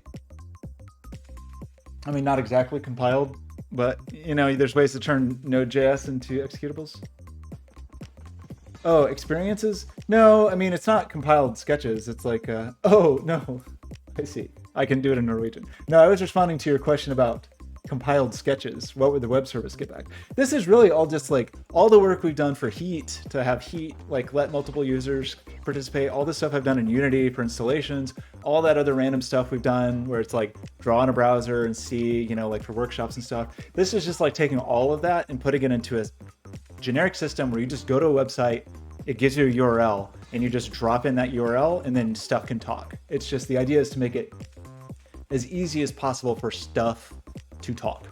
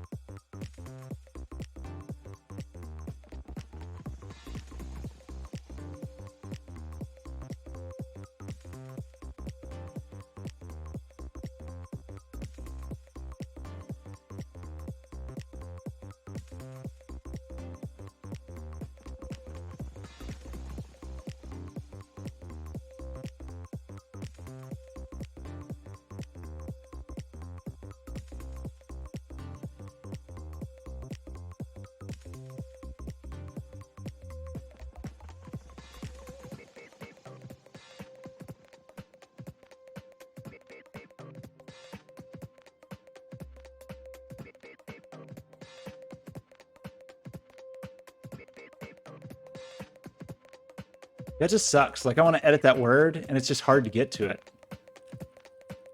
I really should just bind that.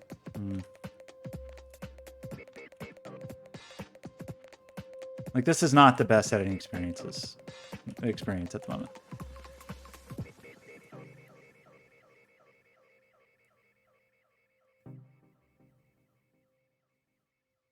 Yeah, it's essentially just a namespace. So we've built this, I feel like we've built this 20 times, you know, where it's like, we're just going to set up a server.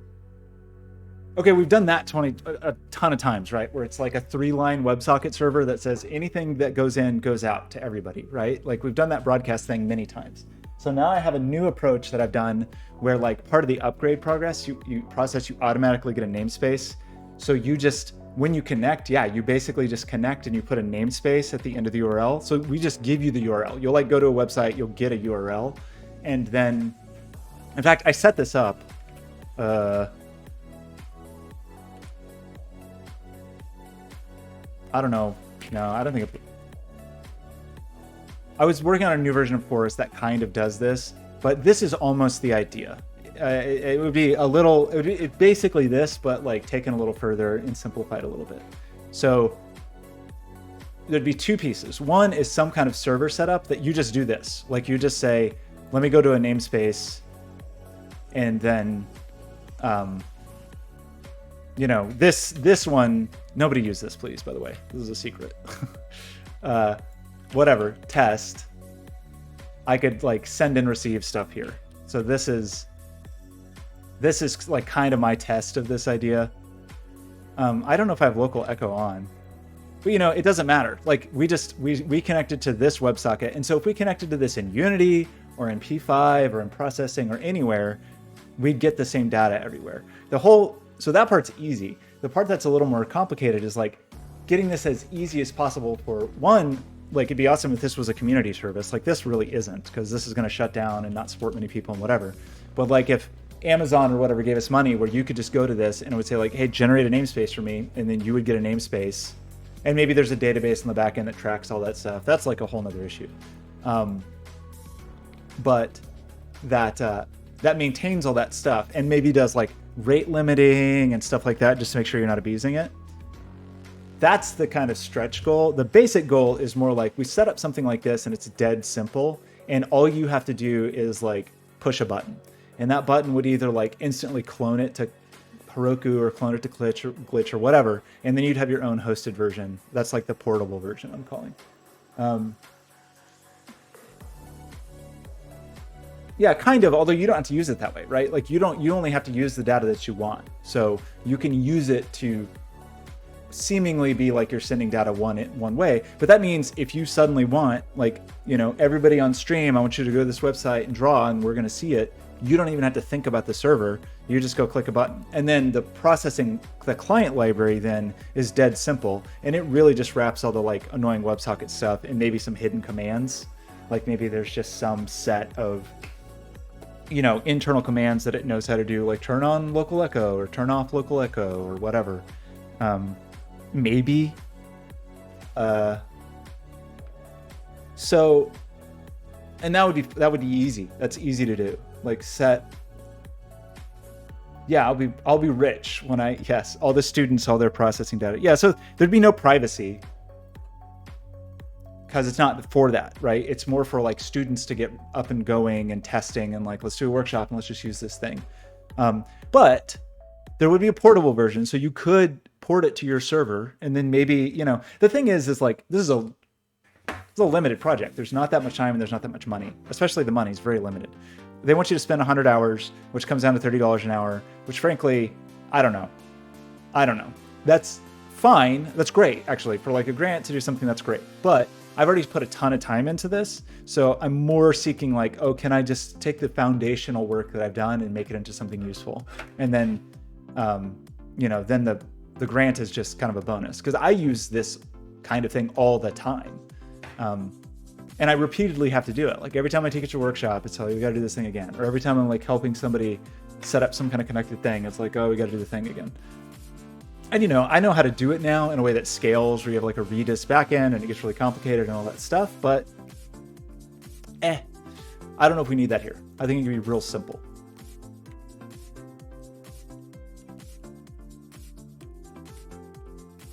Yeah, this like midline editing thing sucks. It sucks. I get it, because you kind of want to say, you kind of want to only do that if wrap is off. Like actually, if you...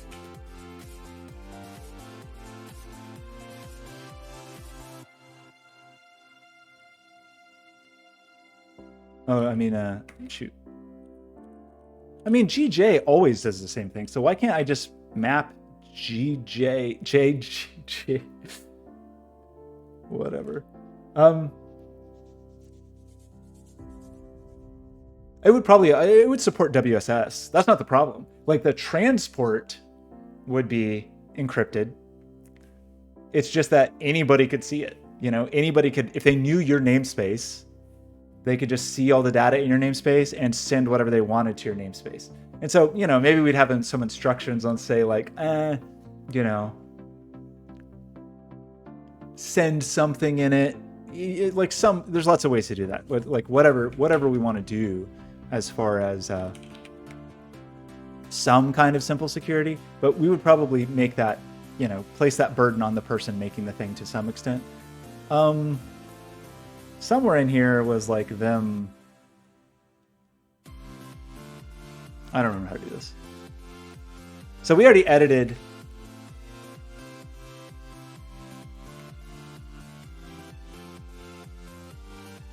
Is that Command D? Maybe I want that false.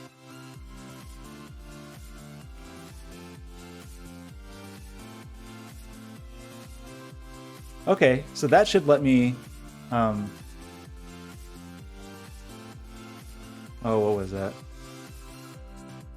I can't believe you did this to me. I wish you'd never told me about this thing. I appreciate it. I just don't know if I like it or not. I think I do.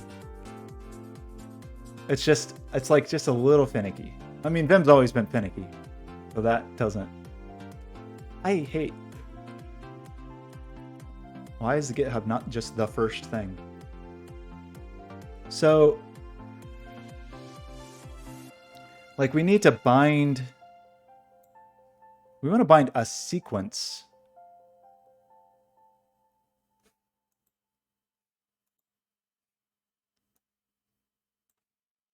Like handle keys. So that means ignore that stuff. Actually, so let's do Command B while we're at it.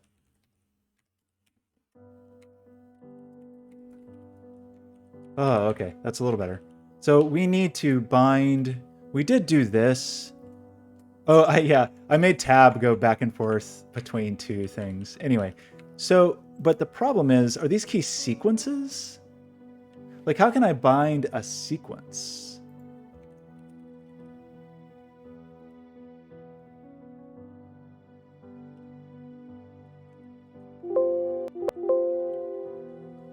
I don't really understand what the recursive thing is. Bind JJ to escape. So this is a little weird. Like, I guess it can be a sequence. So if we're in normal mode, oops. So you're telling me we want to just turn GJ? No, we want to turn J into GJ?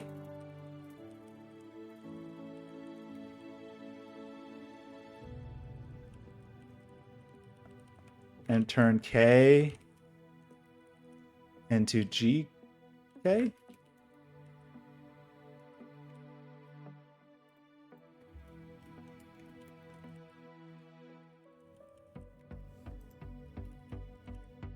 That, oh my gosh.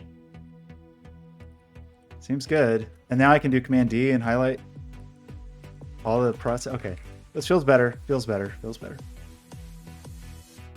So, cool. What's left?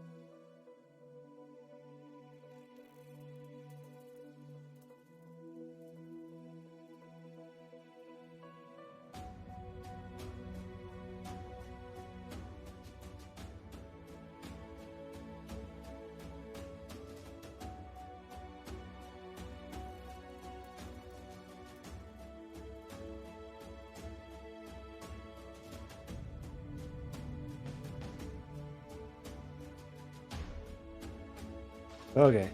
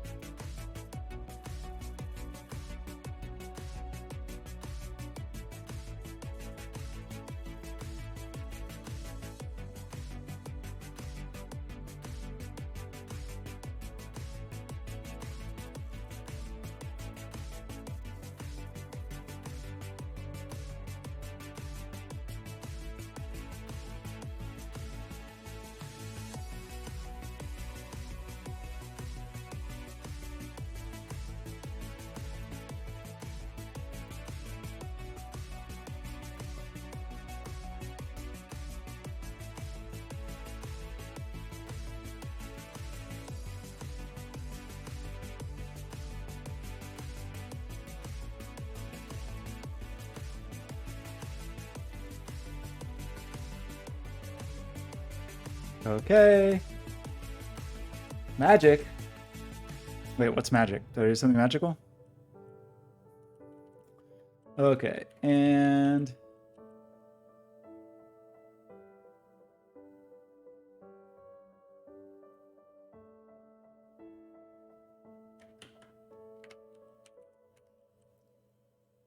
GJ. Yeah, I think it's better. Kind of feels like something you should just be able to toggle. Okay, expanding possibilities. What was the question here? How will your project expand the possibilities of processing either through...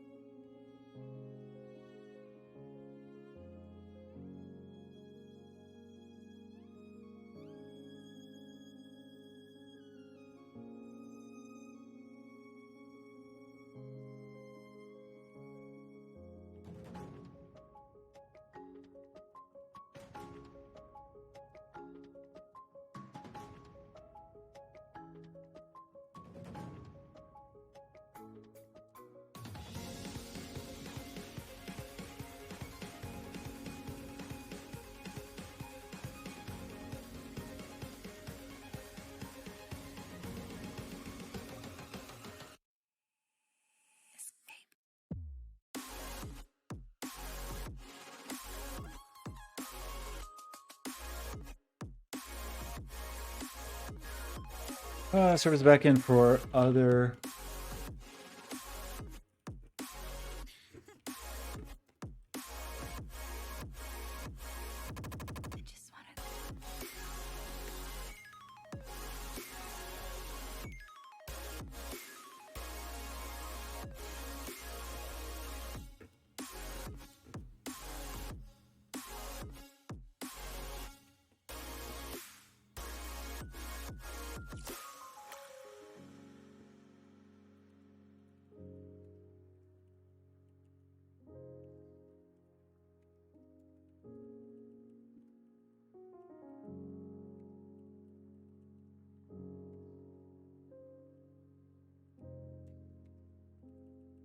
Yeah, this is tricky. Like, I have a really hard time reading this kind of thing. This is sort of our last big. I think we addressed most other things. So, I mean, we got plenty of cleanup to do and stuff, but I think we're pretty close. It's just this one is always makes me a little uncomfortable.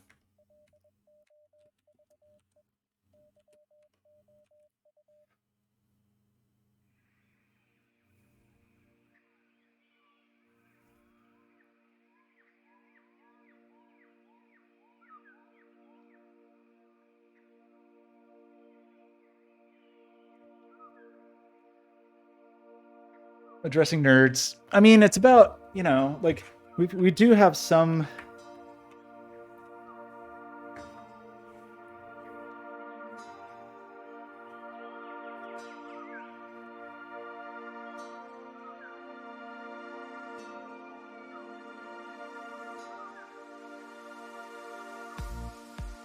Like, I guess the thing is, in recent years, there's been like amazing democratization of tools, of just like everybody can get these tools to do the thing.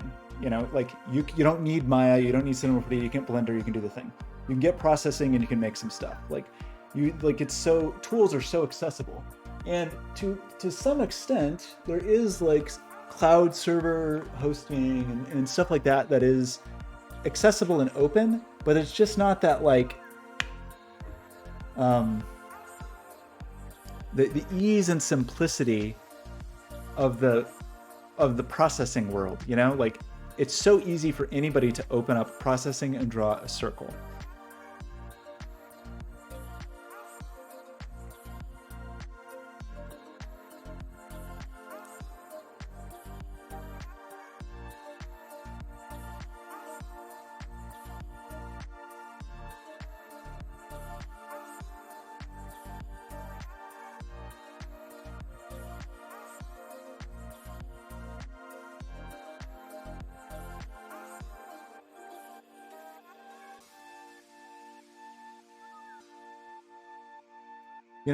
I mean, that's just what I say, is like no.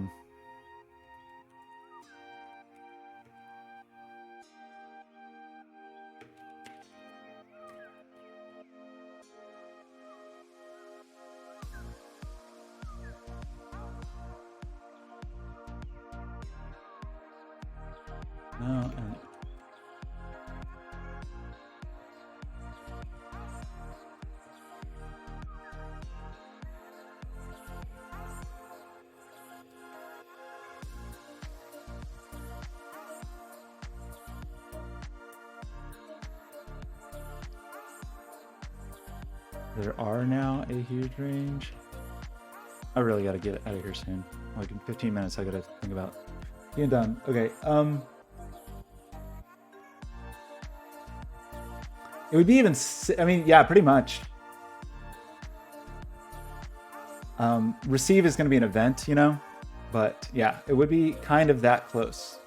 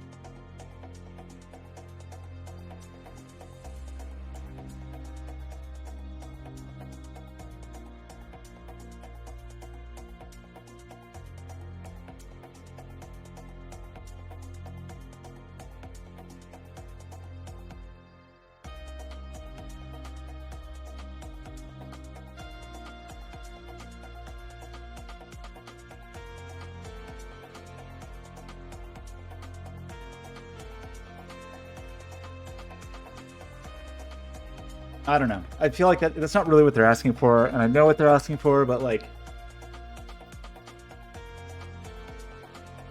I just don't have an answer, I think, that quite conforms.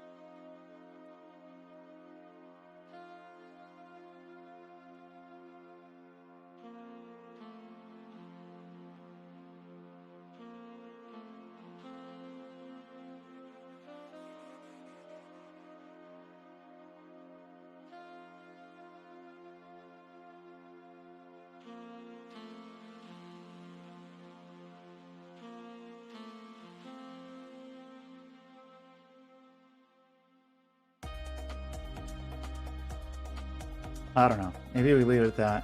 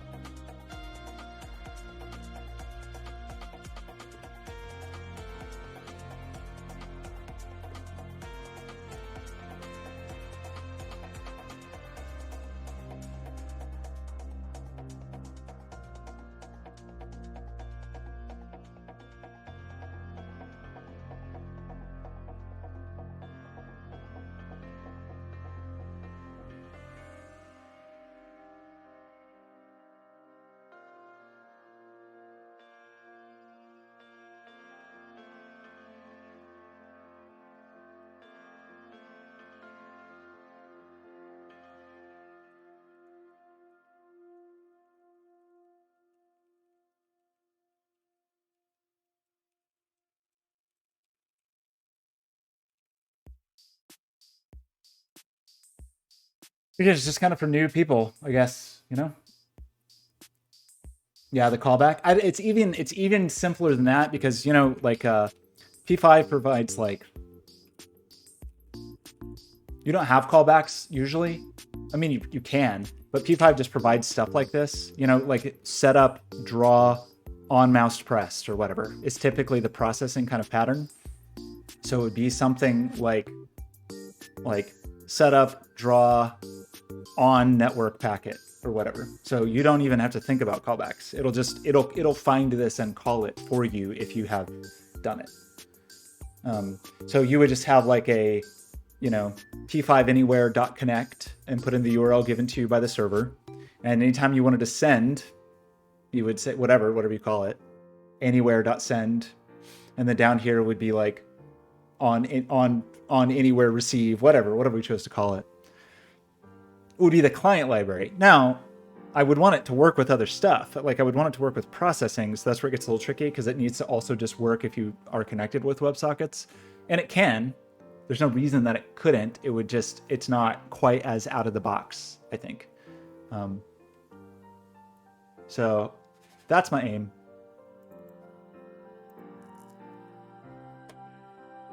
In fact, I should probably say that. Where do I say it? Under the client application?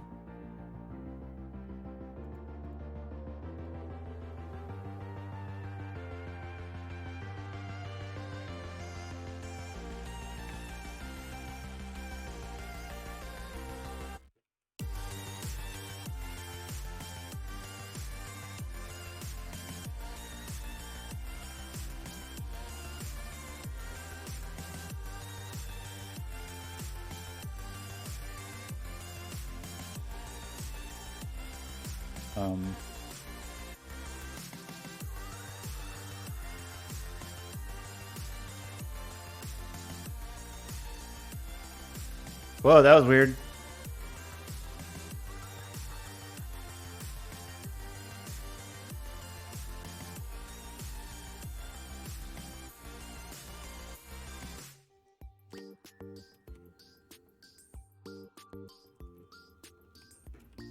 Why can't I spell? I'll just never be able to spell received. I'm like on data received.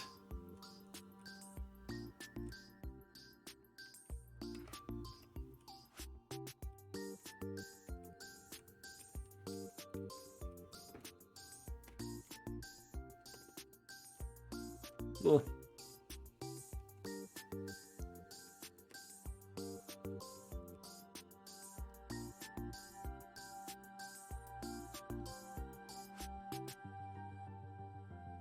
I don't know.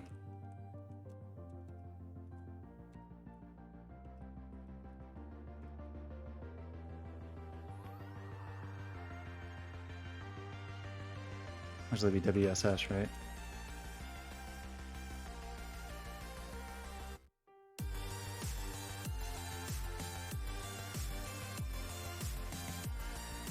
Third, let's see.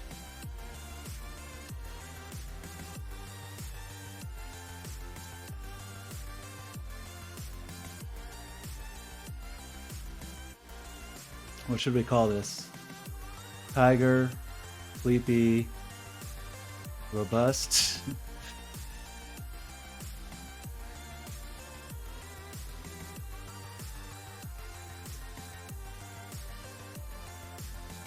No, we'll just make it like a weird token, I guess.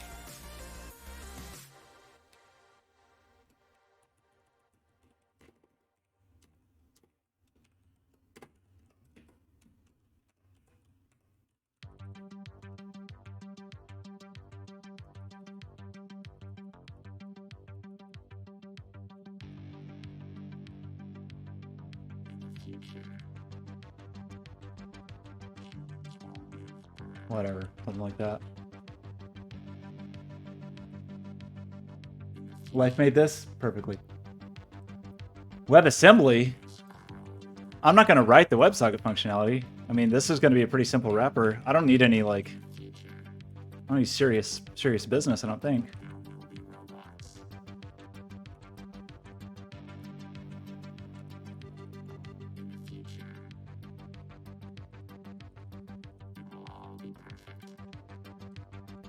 I don't know. Maybe we set that. I don't know.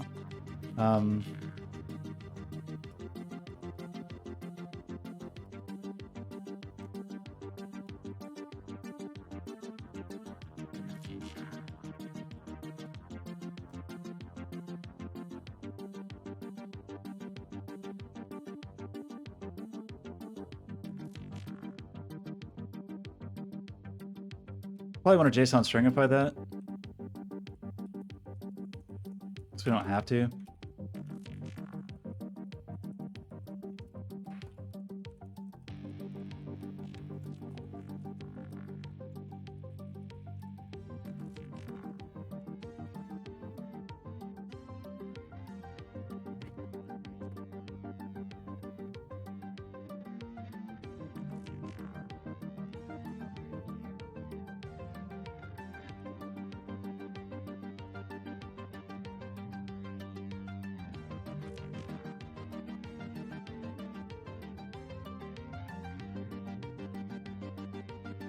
You know, something like this, something vaguely like this. I don't really know the like normals. I don't even know. Like if we look at libraries, like P5 Fountain Sound, for example, that's part of the distribution.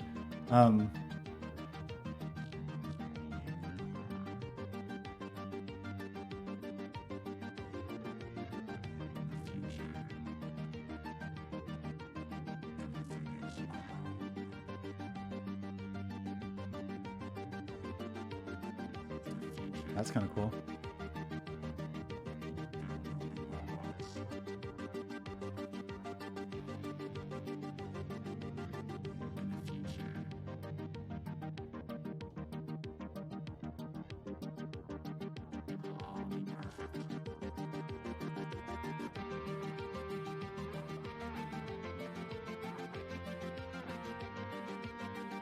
I looked at some of this stuff for a while. There's so many more now.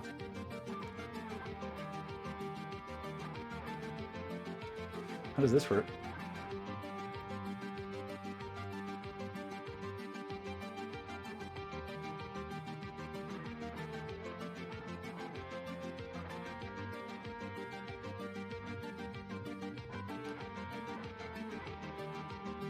How does this work?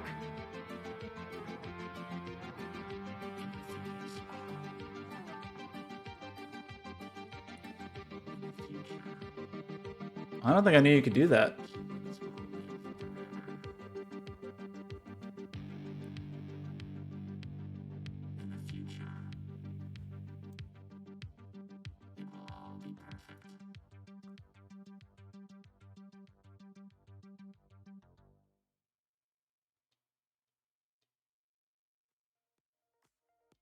How does this work?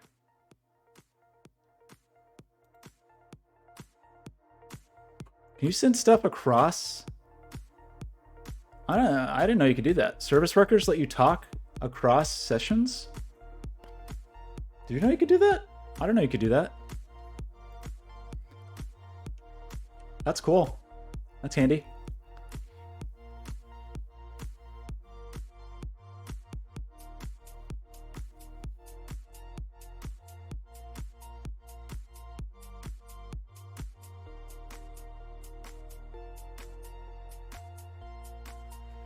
We should have used this for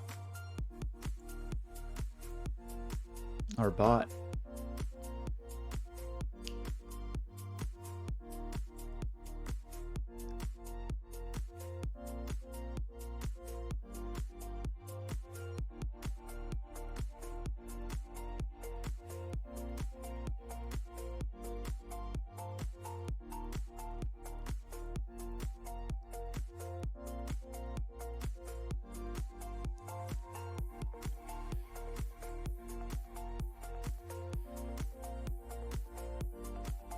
Does this work?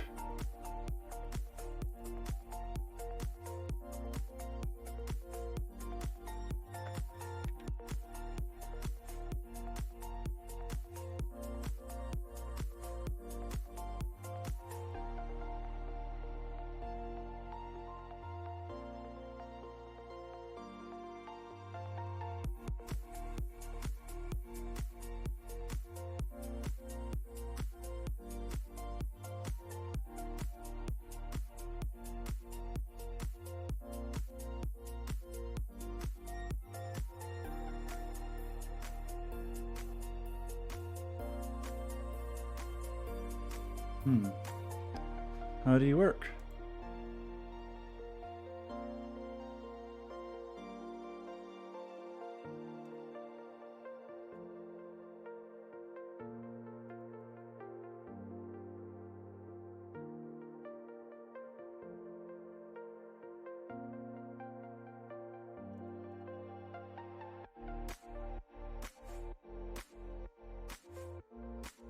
So this does use WebSockets. Do you have to have a server, or does it?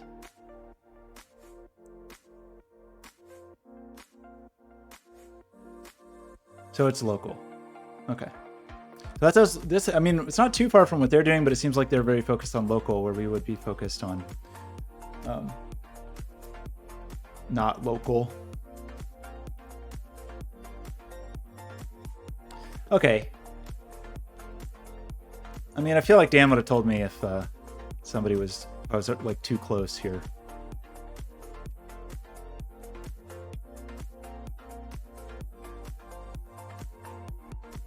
The gibber. Can I see an example here? Somebody?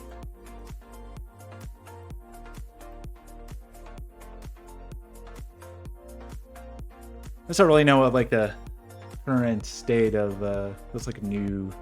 That's probably what we need. Is like new. So P5A is like equal to a new P or whatever.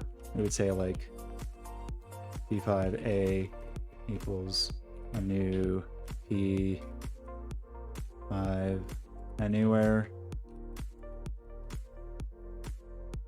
And then this is the URL, something like this.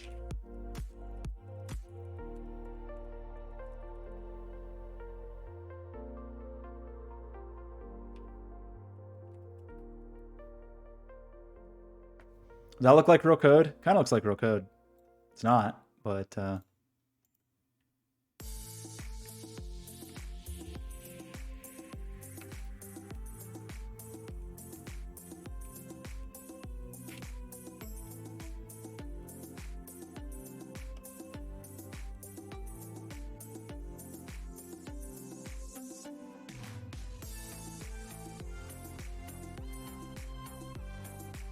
I don't know. I don't know what to call this. What did they call it in that the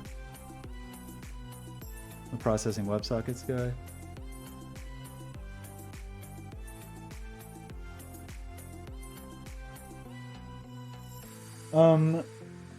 No, you don't have to port forward because you're always routing through a remote server. I mean, you know, the disadvantage is if you're just doing something in your house, you have to like send stuff out into the world, which you might not want to do, but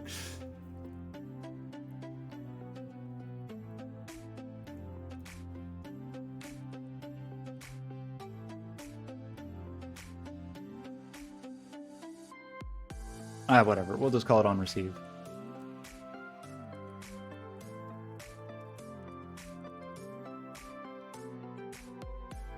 It's made up code anywhere. Anyway.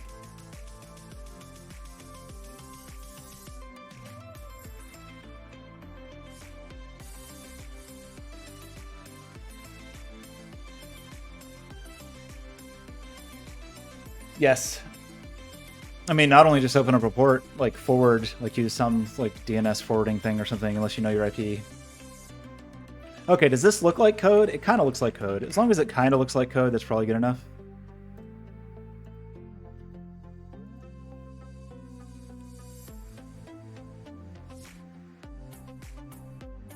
Can I not create one without joining now?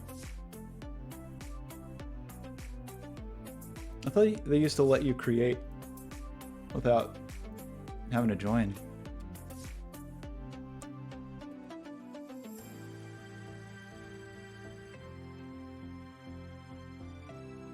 Are you gonna report me? It's about time. About time somebody did. Go ahead. Dare you.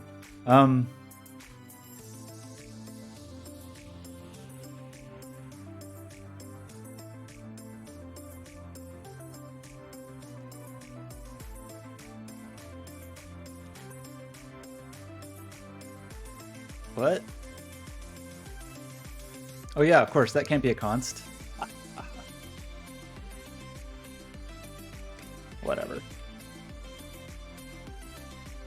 We'll just change them all to lets just for kick. Those others could be const, but whatever. Okay, so you're mad because of course that doesn't really exist. So if we just had like a class p5 anywhere. Good grief. So, but that comes from processing, right? Ha! You can just call that anywhere if you want, right? Just say mouse X, sure.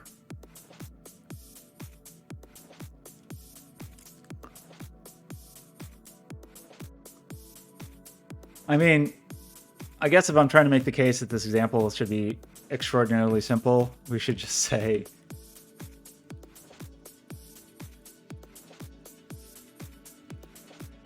let's just send like hello.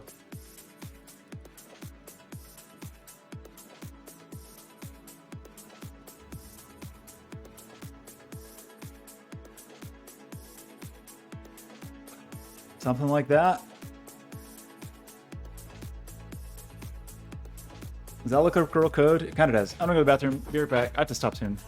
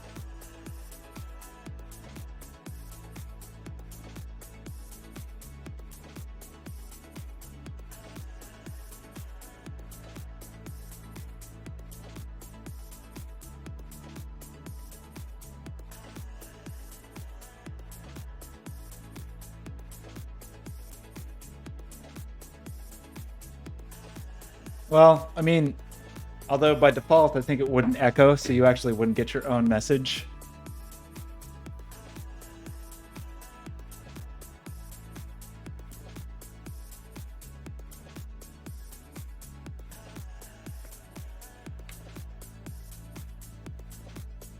I mean, maybe you would set that to receive. I don't know.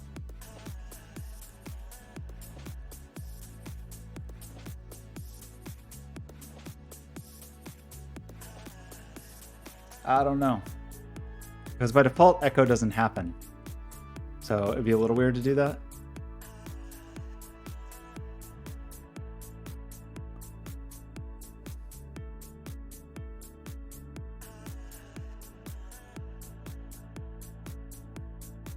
Okay. I'm feeling okay about this. Like, we need to turn it into a document. I used to, every time I do something like this, I would spend a lot of time like building, like laying it out in InDesign and stuff like that. I don't know if I care that much anymore. We got Markdown. We could add some kind of header to it, I guess. I don't know what I want to do about that, actually. Also, don't like Google Docs anymore. So I don't quite know what I want to do.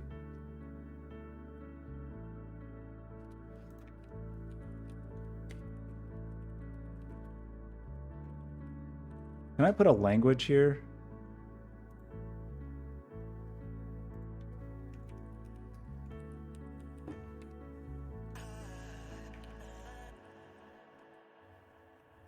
I thought you could maybe put like a language and get highlighting.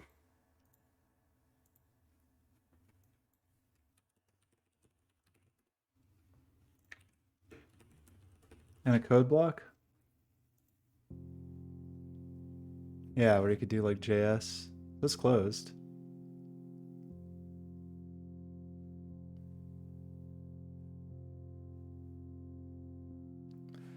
Do you think it's JS or JavaScript? Oh, wow. That on received data didn't work. Why is that, you think? Because I forgot a close quotation mark. Okay. I have to eat. I have to leave. We'll format this later, I guess. I'm probably going to go get an infusion. Then I'm probably going to take a nap. And then we'll just try to do this tonight, I guess. Okay. But I feel pretty good about it. I think in general, we've kind of got the idea.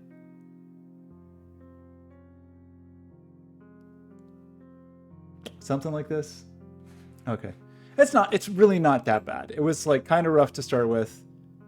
The actual process is like, it sucks, but I'm kind of used to it now, or at least I'm getting used to it. And like, I feel like the first couple times I did it, I felt not good for like a week. But now I feel like I recover a little more quickly. So anyway, I'm gonna go drink some poison. Really? Gross. What's wrong with you? Okay, I gotta go because I gotta eat food before I leave. Okay, goodbye. Bye. Love you. Bye.